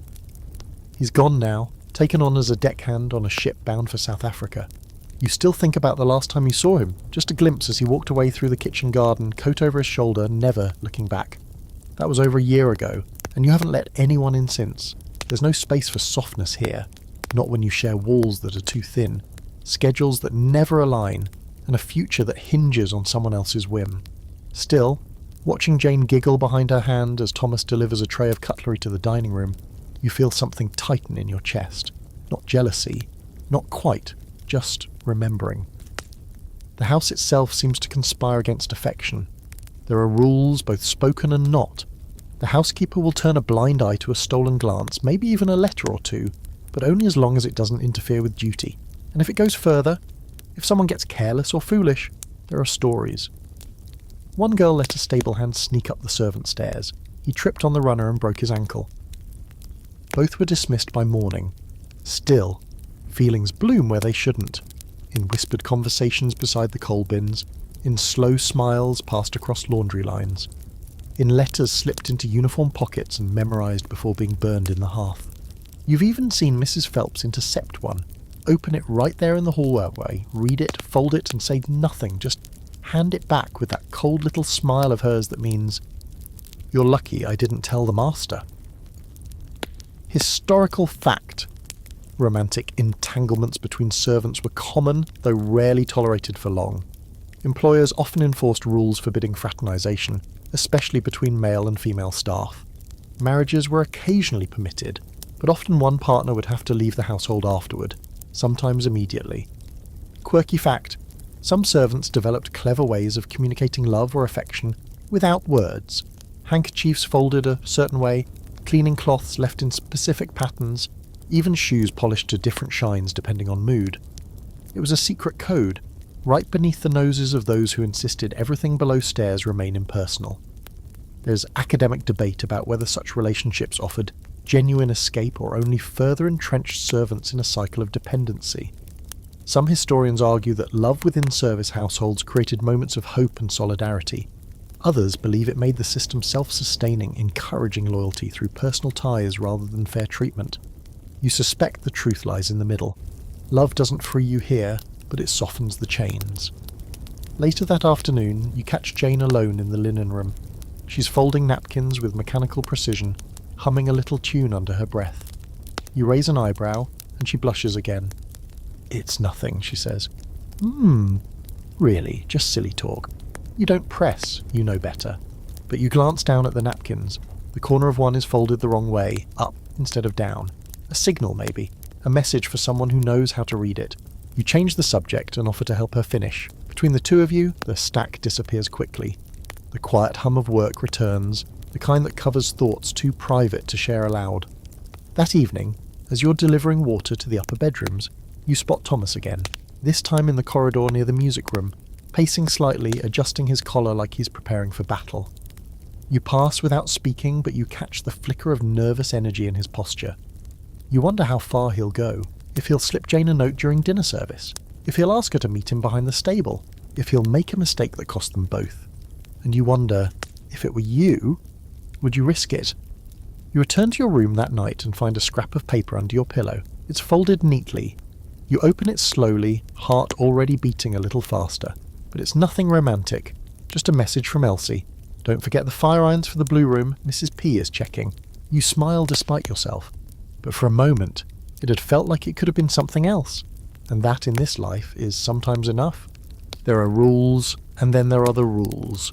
The first are written somewhere, in a handbook maybe, or a list posted near the kitchen that's stained with old grease and ignored by everyone except the hall boy.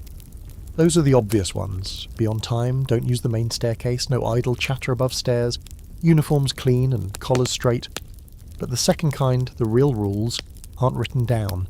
They're older than ink, whispered through corridors, and passed between glances, woven into the muscle memory of everyone who's survived more than a month in service. You learnt those rules fast, like how you never sit before the butler does during a staff meeting, or how you never take the last scoop of pudding on stewed fruit day, even if the undercook says you can, or the golden law: when the family's in crisis, you don't ask questions, you keep your mouth shut, your eyes down and your ears half open, just enough to know what not to do. This morning the house feels off, not chaotic, just wrong, like a painting hung a few degrees crooked.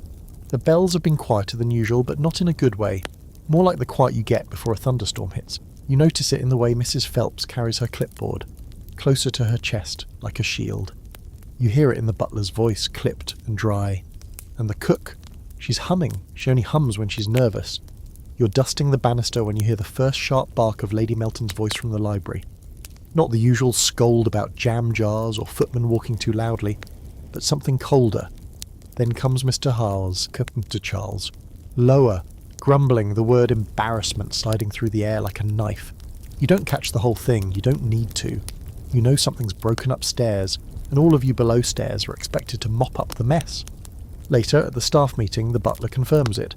Lady Melton's sister, Lady Sybil, is coming to stay, which doesn't sound ominous, until he adds that she's arriving early, staying indefinitely, and has certain sensitivities that must be catered to. The room goes quiet. Mrs. Phelps closes her eyes briefly, as if summoning patience from the heavens. You don't know much about Lady Sybil, except that she's the black sheep of the family. Rumours float, something about a scandal in Florence, or was it Paris? A fiancé who vanished, or fled. No one's quite sure.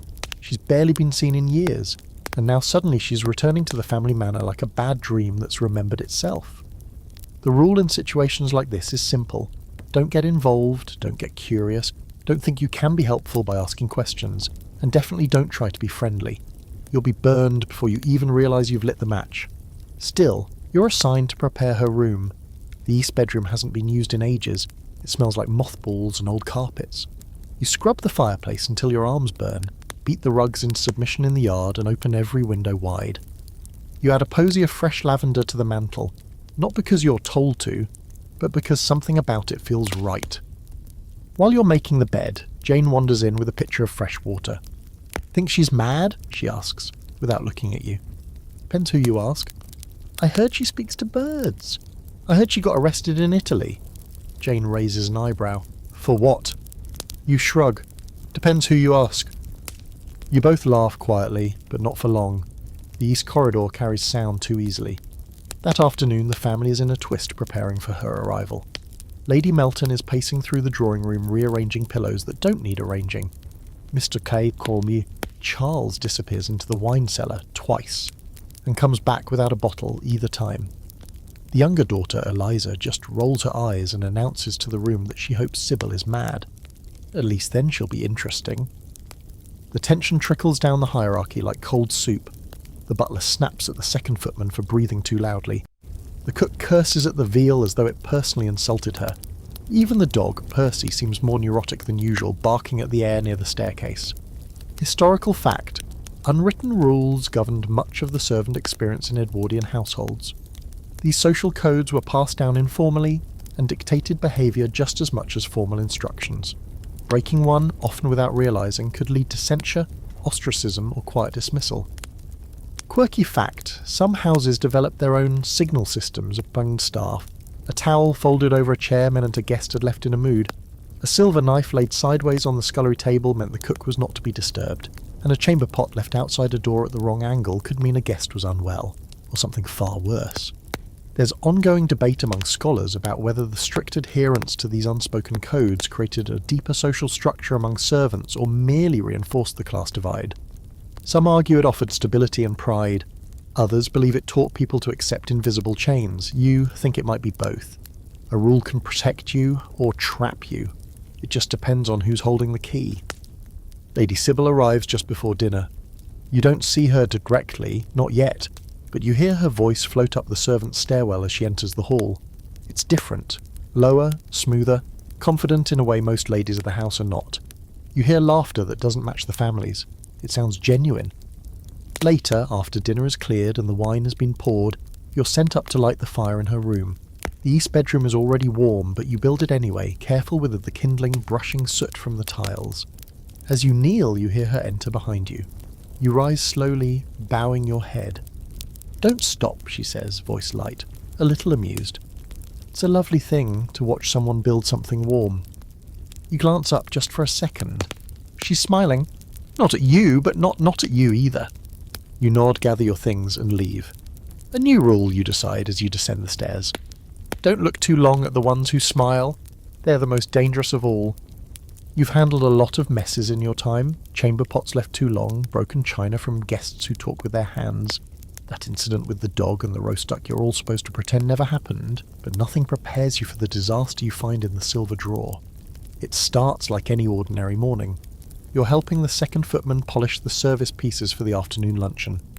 A routine so familiar you could do it blindfolded.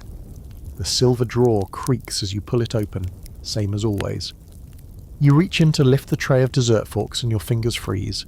Something's wrong. Very wrong. A gap. An empty space where Lord Melton's ceremonial carving knife should be. You look again, count the handles. The knife isn't misplaced. It's gone. The second footman, Robert, sees your face and leans in. "What is it?" You don't answer. You just point. He goes pale. "No." "Yes." "No. No. No." You both stand there, staring into the drawer as if the knife might reappear if you squint hard enough. But it doesn't. And it won't. The carving knife isn't just a knife, it's a symbol. It's solid silver, with a hilt engraved with the family crest and a blade that's seen more pheasants than a gamekeeper. It's brought out twice a year for major dinners, displayed like an heirloom in motion. Losing it is not a small mistake. It's the kind of mistake people vanish for. You look at Robert. He looks at you. "Tell the butler." You nod, but your stomach drops enough and doesn't take this kind of thing lightly. You might as well walk in and announce someone burned down the drawing room. He's in the pantry, going over the wine ledger when you arrive. You wait for a pause. He doesn't offer one, so you speak anyway. "There's a piece missing, sir. The ceremonial carving knife." He looks up slowly. One eyebrow lifts. "Impossible!" You say nothing. He follows you back, opens the drawer himself, and stands in silence. After a long moment, he closes it again gently. "Seal this room. No one enters the butler's pantry or the silver drawer without my say. Understood?" You nod. He leaves without another word, gliding out of the room like the tide pulling back before a storm. You're left to stand guard beside a drawer that's now full of ghosts. Whispers spread fast. By noon, the entire staff knows something's wrong. No one says stolen out loud, but it hangs in the air like steam in the scullery. You hear theories whispered over trays and between staircases. "It's the new kitchen boy," Mary says. "Always looking shifty." "It was Lady Sybil, I bet," Jane mutters. "She's been poking about where she shouldn't." "I'll tell you what it was," the cook growls. "Ghosts. That knife's cursed. Should never have been kept under the stairs." You want to laugh. You don't. The air is too heavy for that. Historical fact, silver theft was a real concern in large Edwardian households. Most kept detailed inventories, often updated weekly. Some families even had the silver pieces numbered and etched with their names to prevent resale at pawn shops. Loss of a major item could result in an entire staff being turned over. Quirky fact, in some households, butlers were required to weigh the silver before and after major events, just in case a piece walked away, and in one notorious case a servant was discovered to be hiding silverware in hollowed-out loaves of bread. When caught, he reportedly said, "I just wanted to set a proper table, sir," elsewhere. There's a scholarly debate about how much theft actually occurred, versus how much was assumed to occur. Some historians argue that suspicion was baked into the system, that trust was impossible when everyone below stairs was seen as a potential thief. Others believe many servants, severely underpaid and overworked, occasionally took what they felt they'd earned. Neither explanation helps you now, as you stand in the middle of the dining room holding a candelabrum like a shield. By late afternoon, Mr. Davenant begins the inspections. He calls in each member of the staff one at a time. You're summoned just after tea. You stand in front of him while he paces the length of the pantry, hands clasped behind his back. "Where were you yesterday between 5 and 7? He asks. "In the linen room, sir, with Jane folding napkins." "Anyone else see you?" "No, sir, but we were there the whole time." "Would you swear to that?" You hesitate. "Yes, sir." He nods, slowly. Then he fixes you with a look that feels like it could cut straight through your apron. "If you know anything," he says, "speak now. There won't be a second opportunity." You shake your head. "I don't, sir." He holds your gaze for a long moment, then nods. "Very well, that will be all." You love feeling as if your knees might give out. Down the corridor, Jane is waiting. She looks at you, eyes wide. "Did he?" "No," you say, but he knows something. The day passes in a fog of unease. Every creak sounds suspicious. Every servant carries themselves differently, more rigid, more wary. There's a shift in the air, like the house itself is watching now. After dinner, as you clear the dessert plates, you overhear something you weren't meant to. Lord Melton, speaking in the drawing room, voice low but tense. "If it doesn't turn up, we'll have to contact the authorities. I won't have a thief under my roof." You swallow hard and walk a little faster. Later that night, as you climb the servants' stairs, you see the door to the attic corridor slightly ajar. No one uses the attic rooms anymore. Not unless there's a full house. You hesitate, then move closer, just to check. Inside, the room is empty, dark, except for a small glint under the bed. You step in, heart pounding, and kneel. There, half hidden beneath the dusty bed frame, is the carving knife, wrapped in cloth, and blood on the blade, just a drop, maybe two. You stare, you don't move. The house has never felt so quiet. Christmas in the house is a grand affair, for the family. For you and the rest of the servants, it's a symphony of scrubbing, scolding, and smiling at people who won't remember your name. You begin the day before sunrise, the scent of pine needles and wood polish already clinging to your uniforms as you haul buckets of water up the servants' stairs. There's a fire to stoke in every single room, presents to place just so under the tree, and 100 tiny decisions to make, none of which are yours. The main hall has been transformed. Garlands loop across banisters like ivy gone mad. Wreaths crown every doorway, and the tree, taller than the second footman and twice as elegant, has been adorned with glass baubles, silver stars, and actual lit candles. You remember last year when one of the candles caught a ribbon, and the parlour nearly went up in flames. They still made you polish the scorched floorboard. The family loves Christmas. That is, they love the idea of Christmas, the aesthetic, the sparkle, the Victorian fantasy of it all. They don't see the scullery maid blanching over puddings that take 6 hours to steam, or the under-footman carrying 4 turkeys up from the cellar while trying not to knock over a bowl of jelly that's been quivering since Tuesday.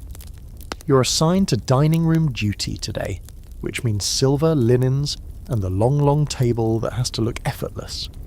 You iron the tablecloth with such precision it looks more like architecture than fabric. You fold napkins into swans, because Lady Melton read about it in the Times and thinks it's charming.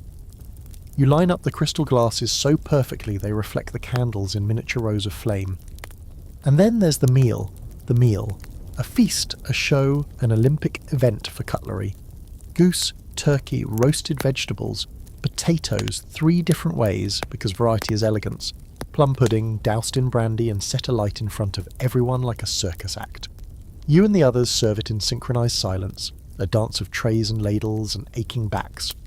The footmen are stiff in their white gloves, but you know they're sweating. One of them nearly dropped the gravy boat when the baby cousin sneezed unexpectedly. You saw it. You didn't laugh, not because you weren't tempted, but because the butler was watching and joy is only allowed if it's upstairs and expensive. At the sideboard you wait for your cue. Lady Melton's in rare form, smiling with that pinched satisfaction that says this will do. Mr. Charles is already on his 3rd glass of wine and telling a story with elaborate hand gestures about the time he shot at a fox and hit a scarecrow instead. Everyone laughs. Even Lady Sybil, though her laugh is different, dry and sharp and somehow more honest than anyone else's at the table.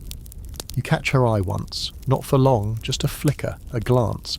She raises one eyebrow. You look away. Downstairs, the servants' Christmas celebration is scheduled for after the family dinner, which means you get to celebrate at roughly 11 p.m. surrounded by crumbs, dishwater and the smell of overcooked carrots. There's a goose, one of the smaller ones, reserved for staff, and a pitcher of ale that tastes like it had a difficult upbringing. The pudding is burned, the candles are stubs, and yet somehow it feels real. Everyone's tired, everyone's sore, but for a moment the weight lifts. Someone starts humming a carol. The kitchen maid slips a bit of brandy into the tea.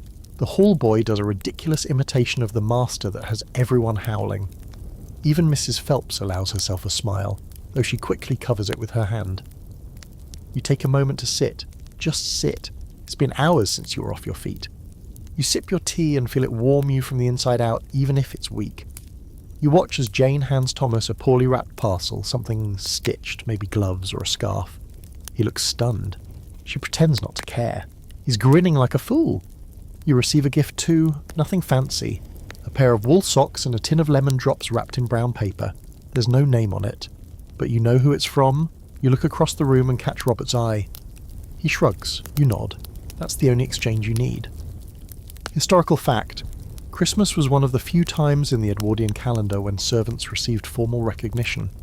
They were often given small gifts, a glass of port and a half-day off on Boxing Day, but it rarely meant rest. The holiday also brought extra guests, more food and double the work. Quirky fact, some upper-class households took the idea of Christmas spirit quite literally, hosting plays or pantomimes where the servants were expected to perform in costume, maids as angels, footmen as shepherds. In one documented case, a scullery maid was dressed as a Christmas pudding and made to stand in the hallway for cheer. There's debate among historians about whether these Christmas celebrations for servants were genuine gestures of appreciation or just performances of generosity. Some point to the gifts and warm meals as evidence of goodwill. Others argue it was all about optics, giving just enough to keep loyalty without ever challenging the hierarchy. You think it's a little of both. Gratitude wrapped in control. After dinner, after the toasts, after the yawns and the sighs and the final slice of dried fruitcake, you wander to the back steps for a breath of cold air. The sky is clear, full of stars you rarely get to see through kitchen windows. Your breath comes out in clouds. Your hands are cracked. Your spine is sore. Your feet feel like stone. But there's peace here, in the dark. Inside, Lady Melton is likely peeling off her gloves and requesting a hot water bottle. Mr. Charles is pouring one last brandy. Lady Sybil, well, who knows? She might already be halfway through a book or halfway out the window. Nothing would surprise you. You sit down just for a moment and pop a lemon drop into your mouth. It tastes bright and sharp and like something you haven't had in years. You close your eyes, and for the first time all day you suddenly smile. You wake up in darkness, but this time it's different. Your body isn't just sore, it's screaming. Your limbs feel like they've been soaked in lead, and your stomach lurches the moment you sit up. You fumble for the pitcher by your bed, but your hands shake too hard to hold it steady. The water sloshes onto your skirt, cold against your knees, and for once you don't even care. You lean against the wall and try to steady your breath, but the spinning won't stop. You're sick. Not just tired, not just hungry, not just sore, properly sick. You've seen this happen to other servants before. It usually starts like this: a sudden ache, a bit of dizziness, ignored until it becomes impossible. You remember that housemaid at the estate over who coughed through dinner service for 2 weeks before collapsing in the boot room. They sent her home, or rather, they sent her away. No one's ever really said where she ended up. She never came back. You try to stand, but the floor tilts beneath your feet. You grip the edge of your wash basin and breathe through your nose, trying not to retch. You've made it through 100 days worse than most people's nightmares, but this feels like a defeat. Not a loud one, not dramatic, just quiet. A slow, awful giving way. Downstairs, the house is already awake. The distant clatter of pots, footsteps pounding the corridor, voices calling instructions. You're due in the drawing room in 20 minutes to help prepare for a luncheon. Linen, silver, crystal, the usual performance. You try to stand again and this time manage a few steps. You splash cold water on your face and look into the mirror above the basin. It's not good. Your skin is pale, your lips dry. There's a line between your eyebrows that wasn't there before. You button your uniform slowly, skipping the top button because your hands won't stop trembling. Every motion feels like you're underwater, but still, you go. Of course you go. The hallway spins. You grip the banister as you descend the servants' stairs, and each step is a negotiation. When you finally reach the kitchen, no one looks at you at first. The cook is already shouting about the goose being too small, and the scullery maid is elbow deep in a pot of yesterday's stew. The usual noise, the usual chaos. You slip into your place beside the linen press and try to look useful, but then Robert passes by and does a double take. You look like death, he says, not unkindly. Feel like it, you mutter. You should go back upstairs. I can't. You should. You shake your head, but it's not convincing. The floor seems to shift beneath your feet again, and this time your legs give out. It happens so quickly you barely register the sensation. Just the sudden cold of the tile against your cheek and the sound of someone shouting your name before the world fades to black. When you wake, you're back in your room. Someone's pulled the curtain closed and left a pitcher of water by your bed. There's a folded cloth on your forehead, now warm, and the faint scent of mint and vinegar hangs in the air. For a moment you wonder if you've died and come back as a very tired ghost. But then Jane appears in the doorway. You fainted, she says, sitting beside you, in front of the entire kitchen staff. You missed the pudding fire, by the way. You manage a weak smile. Was it spectacular? Robert lit the edge of his sleeve. So yes. You try to sit up. She gently presses you back. Don't be daft. You're not going anywhere. I'll get in trouble. Mrs. Phelps has given you the day. You blink. She has. She even brought you a lemon posset. Didn't say it was from her, of course, but I know her handwriting. This is unexpected. Mrs. Phelps, soft? It doesn't track. But then again, even the hardest people downstairs know what it means to get sick in service. No one's indispensable, not really.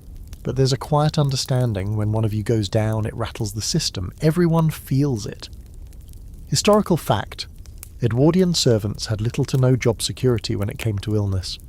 Many were dismissed for extended absences, especially if the household could not afford extra staff.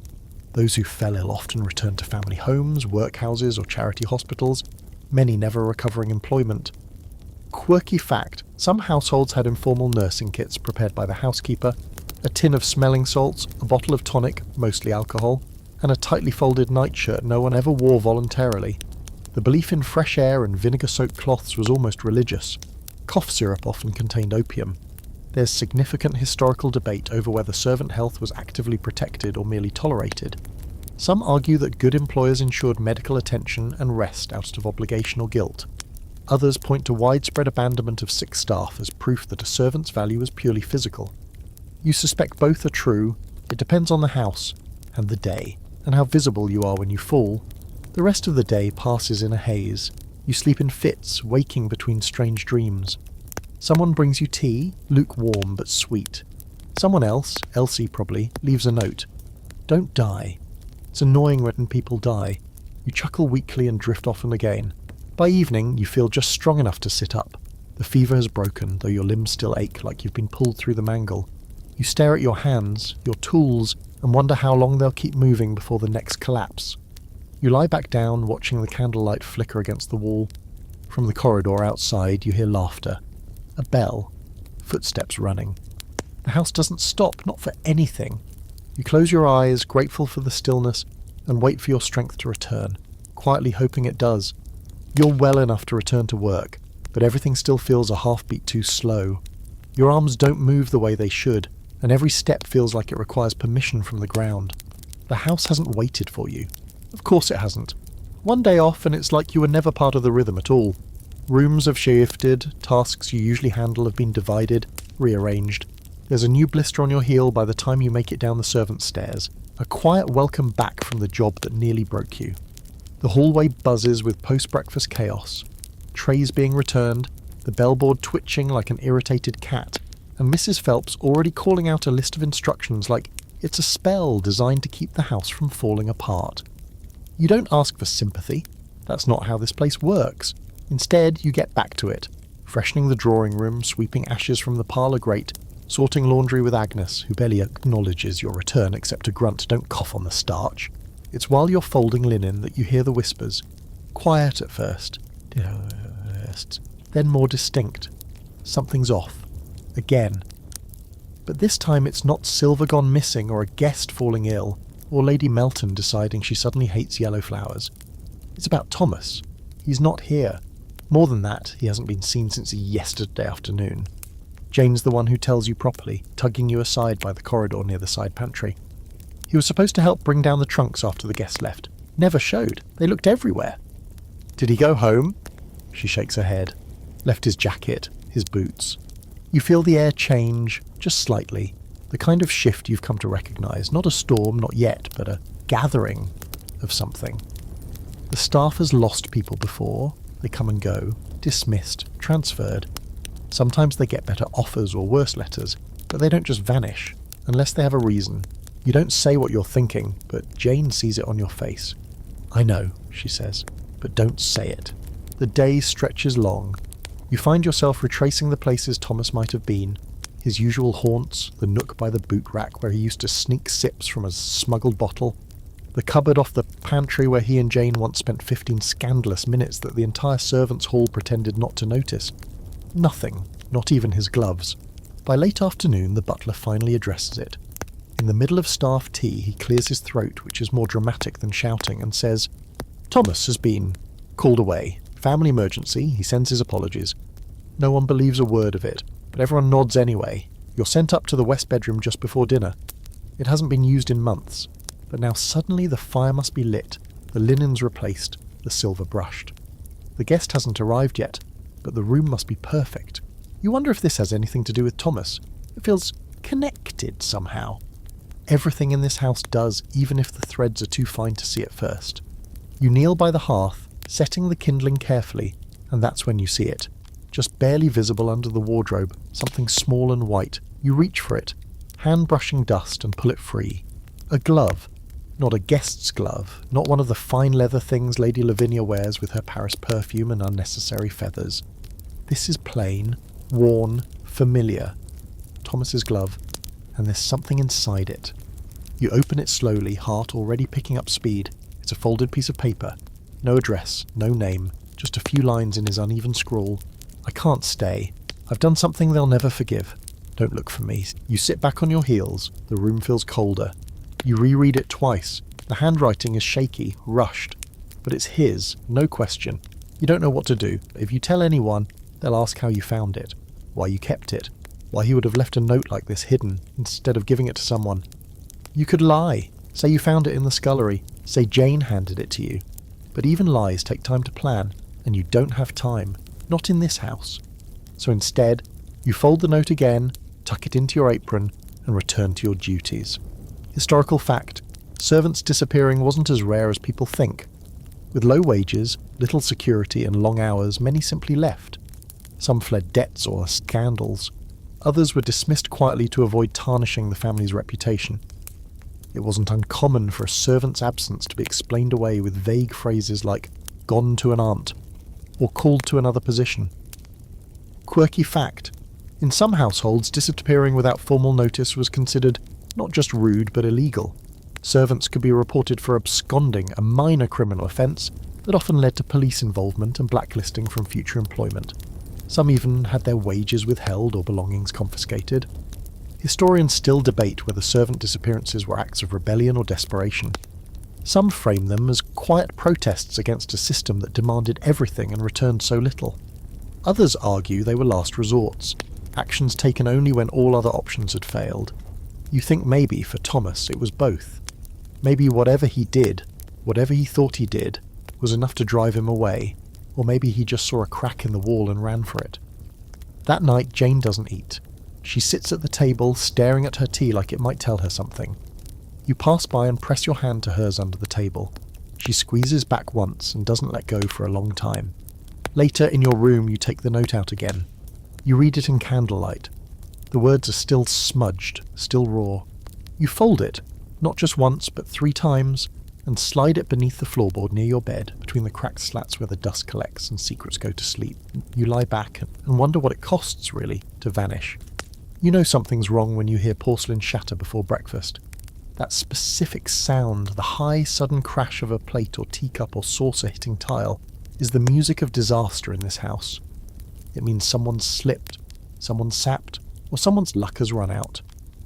You're still pinning up your hair when the noise echoes through the servants' stairwell, followed by a muffled sob and a slammed door. It vibrates down the walls like thunder. It's the new girl. Her name's Alice.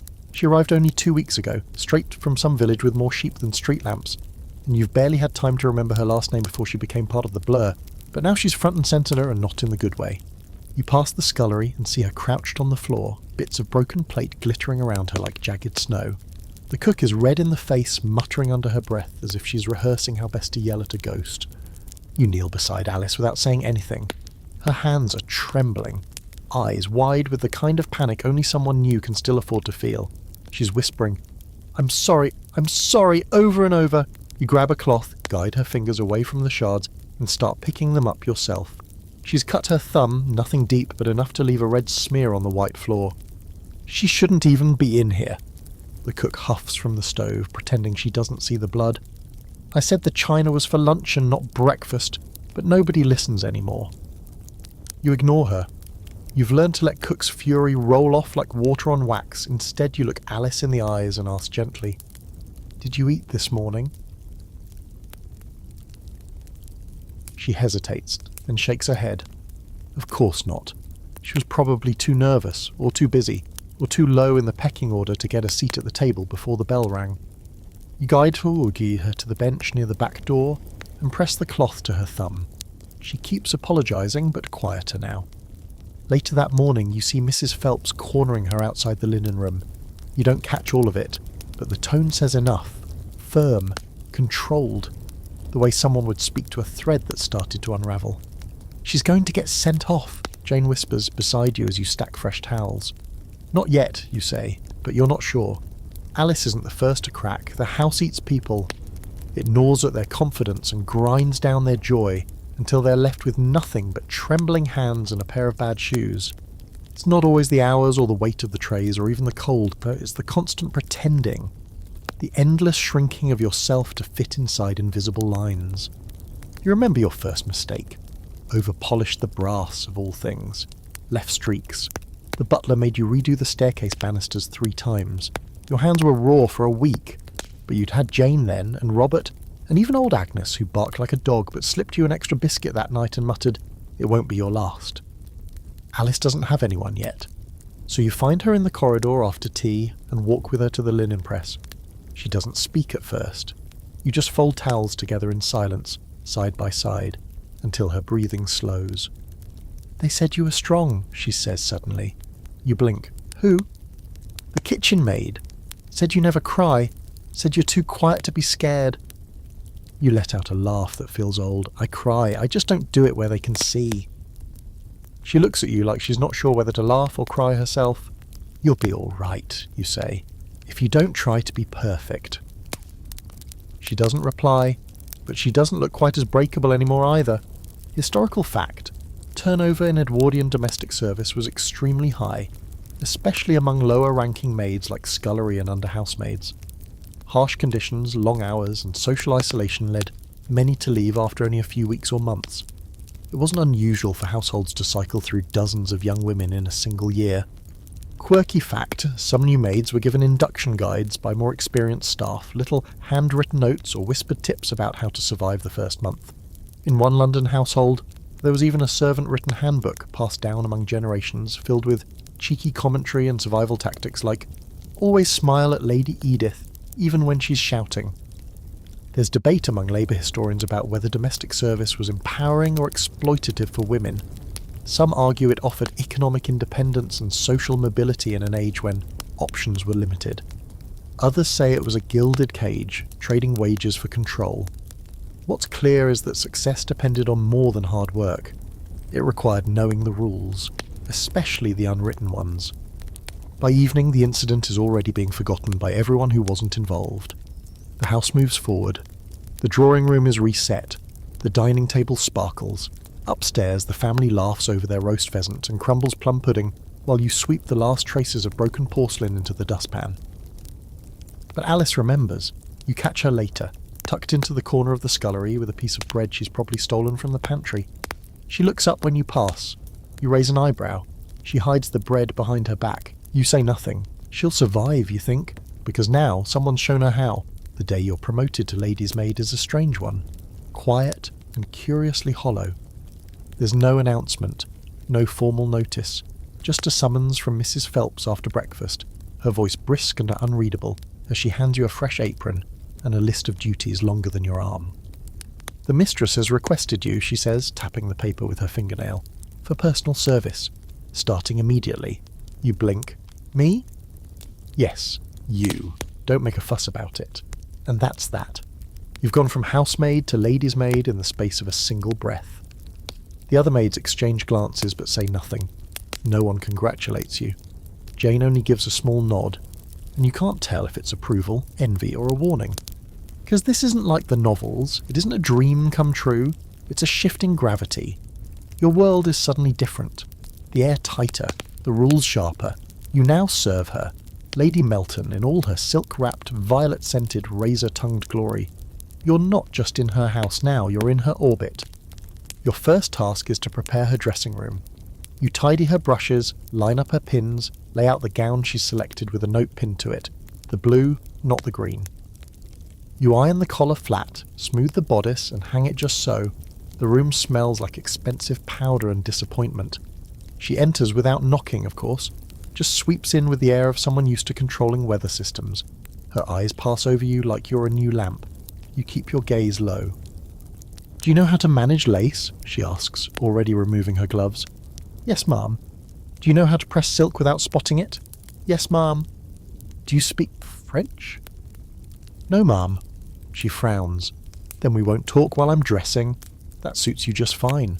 She lets you unfasten her bodice, carefully avoiding the silk flowers at the shoulder. You undo the hooks, slide the fabric down her arms, unlace the corset in quiet motions. Her skin is pale where the boning pressed into it, marked like paper folded too many times. You help her into her afternoon gown and fasten the tiny pearl buttons that line her back like a string of secrets. She says nothing more, just sits while you style her hair into the precise chignon she's worn every Tuesday for the last 3 years. When you're done, she glances in the mirror. "Good enough," she says, and leaves the room. You're alone again. You exhale. This will be harder than you thought. Historical fact: ladies' maids were the highest-ranking female servants in a household, responsible for the personal grooming, dressing, and well-being of their mistresses. They were expected to be discreet, efficient, and almost invisible, yet they often enjoyed slightly better quarters and meals than lower servants. It was a position of both privilege and pressure. Quirky fact: ladies' maids often developed a strange form of intimacy with their mistresses, handling undergarments, managing hair, cleaning up after illnesses or emotional outbursts, but were rarely spoken to as equals. Some mistresses insisted on being dressed in silence, while others treated their maids like captive audiences for long, meandering monologues about art, men, or their latest hat. Scholars argue over whether the role of lady's maid offered actual social advancement. On paper it did: higher wages, better status, close proximity to the upper class. but in practice many maids found themselves isolated between two worlds, not trusted by the family and resented by the staff. You feel that divide immediately. Downstairs, your old place at the servants' table is gone. You're now served last, seated beside Mrs. Phelps, where conversation is more rules than chatter. The scullery maid won't meet your eyes. Jane looks at you sideways, as if she's waiting for you to apologise. You don't, but it stings. That evening, Lady Melton asked you to brush out her hair. 100 strokes, slow and even. She sits in silence while you count under your breath, the silver brush heavy in your hand. Her hair smells like jasmine. At the 32nd stroke, she says, "You'll sleep in the small room next to mine now, in case I ring during the night." You nod. At 50, she says, "The last one left too slowly, always fumbling with hooks. It was embarrassing." You nod again. At 70, she asks, "Do you have a sweetheart?" You falter. "No, Mum." "Good. I can't abide daydreamers." By the 100th stroke, her eyes are closed, her face soft. You think she might be asleep. You ease the brush from her hair, gently tie the silk ribbon she prefers, and slip from the room without a sound.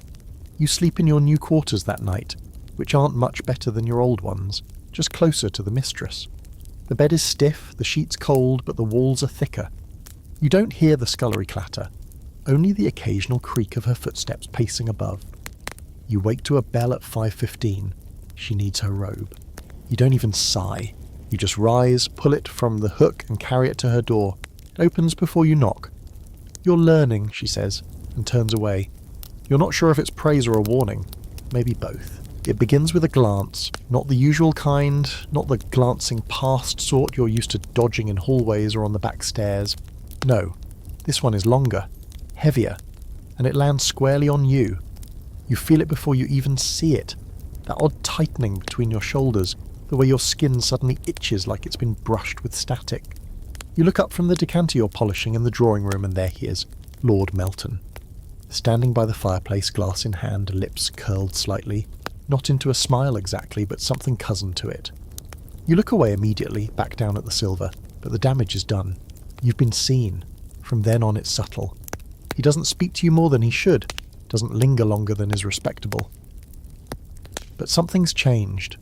You notice it in the way he enters a room and lets his gaze slide over the other servants before settling briefly, too briefly, on you. You notice it when he corrects your posture during dinner service, not with words, but with a look, his eyes flicking to your wrist as if to remind you where your hands belong. You tell yourself you're imagining it. Paranoia. Fatigue. But then one day, he passes you in the corridor near the conservatory. There's no one else around. You press yourself against the wall, as custom dictates, eyes low.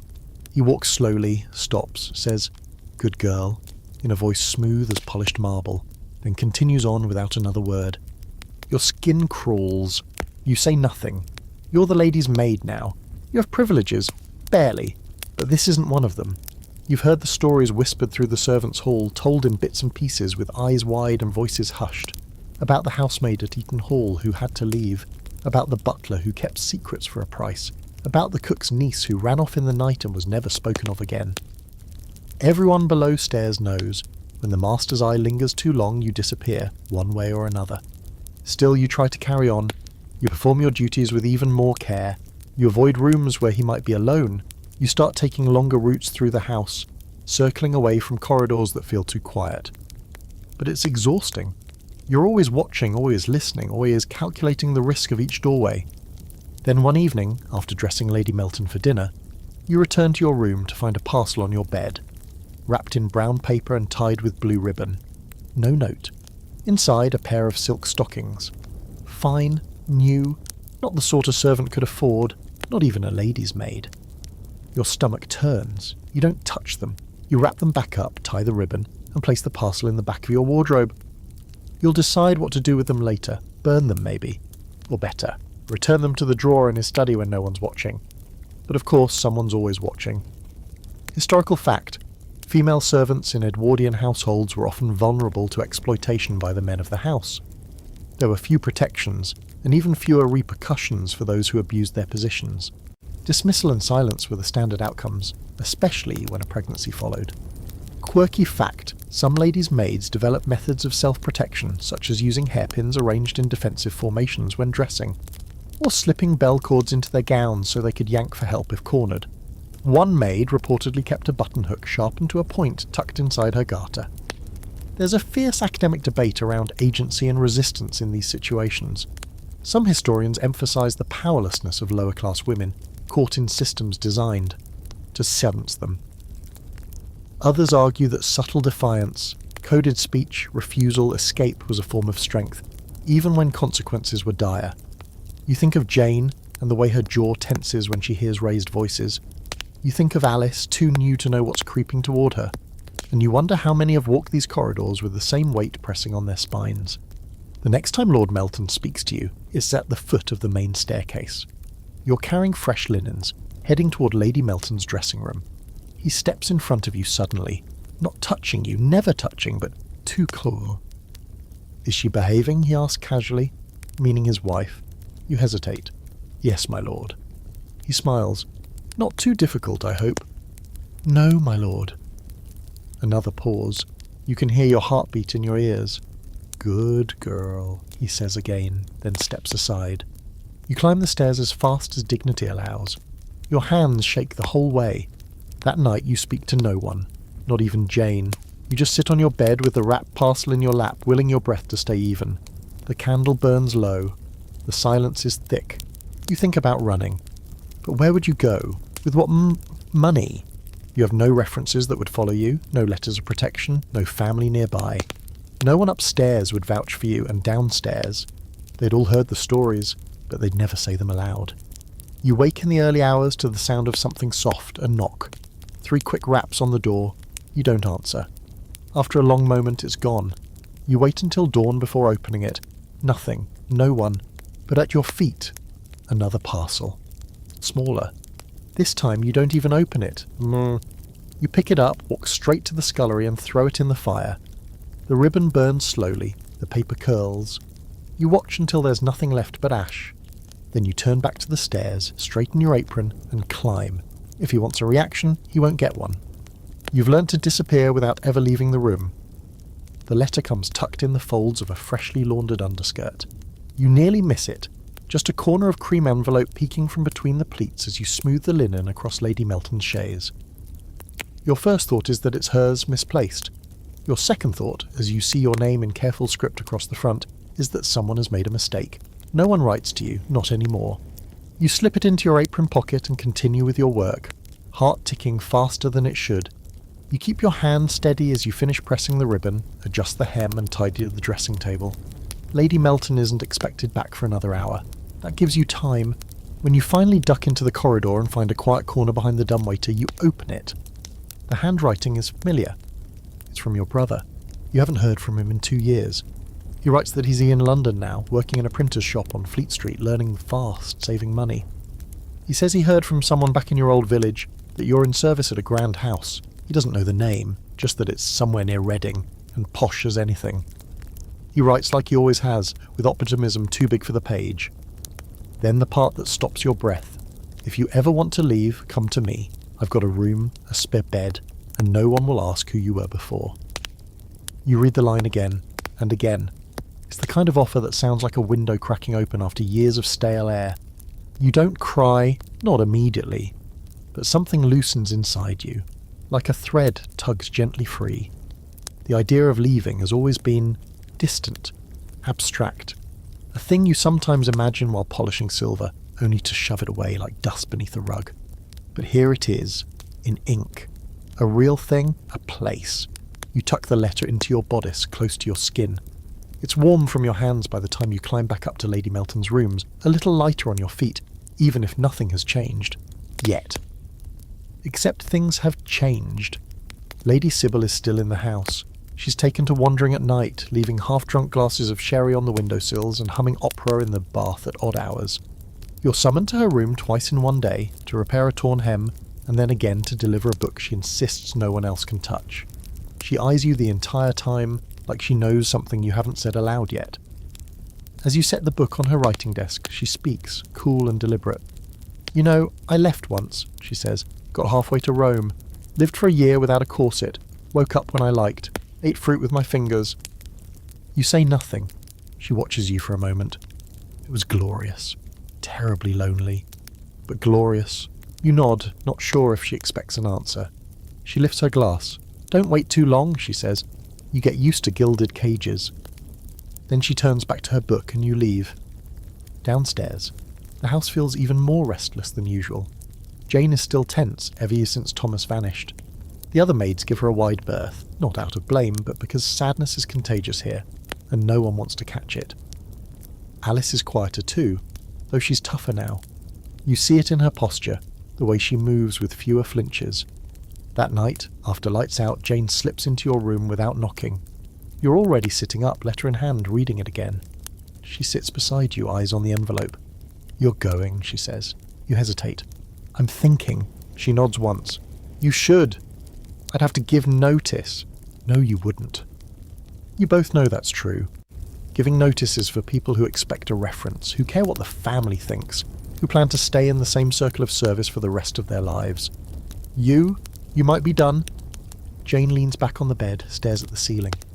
If you leave, don't forget us. I won't. Even Mrs. Phelps? You smile. Especially her. Who else would chase me through dreams with a clipboard? She chuckles softly. Historical fact. Many servants left service without formal notice, especially if they feared retaliation, blacklisting or scandal. Some fled bad situations in the middle of the night, often with only a small bag and whatever wages they could carry. London, with its sprawling anonymity and constant churn of workers, was a common refuge. Quirky fact, some ex-servants started entirely new lives under assumed names. A few women who fled large households reinvented themselves as dressmakers, boarding house managers, even actresses, careers that gave them freedom, though not always stability. One former parlour maid became a fortune teller in Soho, claiming her visions came from years of listening through doors. There's a divide in scholarship on whether letters like these, offers from family or friends, truly change lives, or simply offered false hope. Some believe they provided a real exit, while others suggest the pull of familiarity, fear or duty kept most servants from ever acting on them. You're not sure which side you're on yet. The next morning you dress Lady Melton without error. She's in a mood and says nothing beyond her usual clipped instructions, but just as you go to leave the room, she pauses. Do you have people? She asks suddenly. You blink. Ma'am? Outside. Family? Somewhere? Yes, ma'am. She looks at her reflection in the mirror, as if your answer confirms something. Good, she says. You'll need them when you're done with all this. Then she turns away, already lost in her own thoughts. The moment sits in your chest all day. You don't tell anyone else about the letter. You just go about your duties, folding linen, arranging perfumes, refilling ink pots and lighting fires, one task after another. But something inside you has already shifted. You are no longer waiting for a chance. You're counting days. It's just after dawn when you make your decision. You're standing in the butler's pantry, surrounded by polished silver and the faint scent of pipe tobacco, staring at the list of morning duties tacked to the wall. Your name is there, same as ever, in small careful script beneath the heading, Personal Service Lady Melton. But the moment your eyes find it, you feel it, that now familiar twist in your chest. The shift, not fear, not duty, just done. You reach for the list with trembling fingers. You don't rip it down, you don't deface it. You simply stare long enough for it to stop meaning anything. Then you turn around. The rest of the house is still asleep. Upstairs, the family lies cocooned in layers of feather down and entitlement. Downstairs, the scullery girl is scrubbing her way toward the first injury of the day. Jane is probably still half dreaming, curled in a too-short bed with a blanket that smells faintly of starch. Even Mrs. Phelps won't be checking the upper corridor for at least another 15 minutes. You have a window, and so you go, not in a rush, you're not fleeing, you're not going to give them the satisfaction of saying she ran. No, this is calm, precise. You return to your room, close the door, and change into the plainest dress you own. The grey one with the patch beneath the hem, the one you arrived in. You pack only what you need. 2 handkerchiefs, your coin purse, a biscuit wrapped in paper, and the letter. You slide it back into your pocket, the crease worn soft from being read too many times. The corridor is silent as you pass through it. You take the servants' staircase, familiar, crooked, the steps worn into shallow dips by 1,000 feet before yours. Every creak feels amplified, but no one stirs. You keep walking. Out the back entrance, past the sheds and the crooked garden gate. The air is damp with the morning, fog still clinging low over the hedges. Your breath clouds in front of you. You walk fast but steady, each step carried by something deeper than courage. You're not brave, you're simply finished. You take the road that leads into the village, boots crunching over gravel.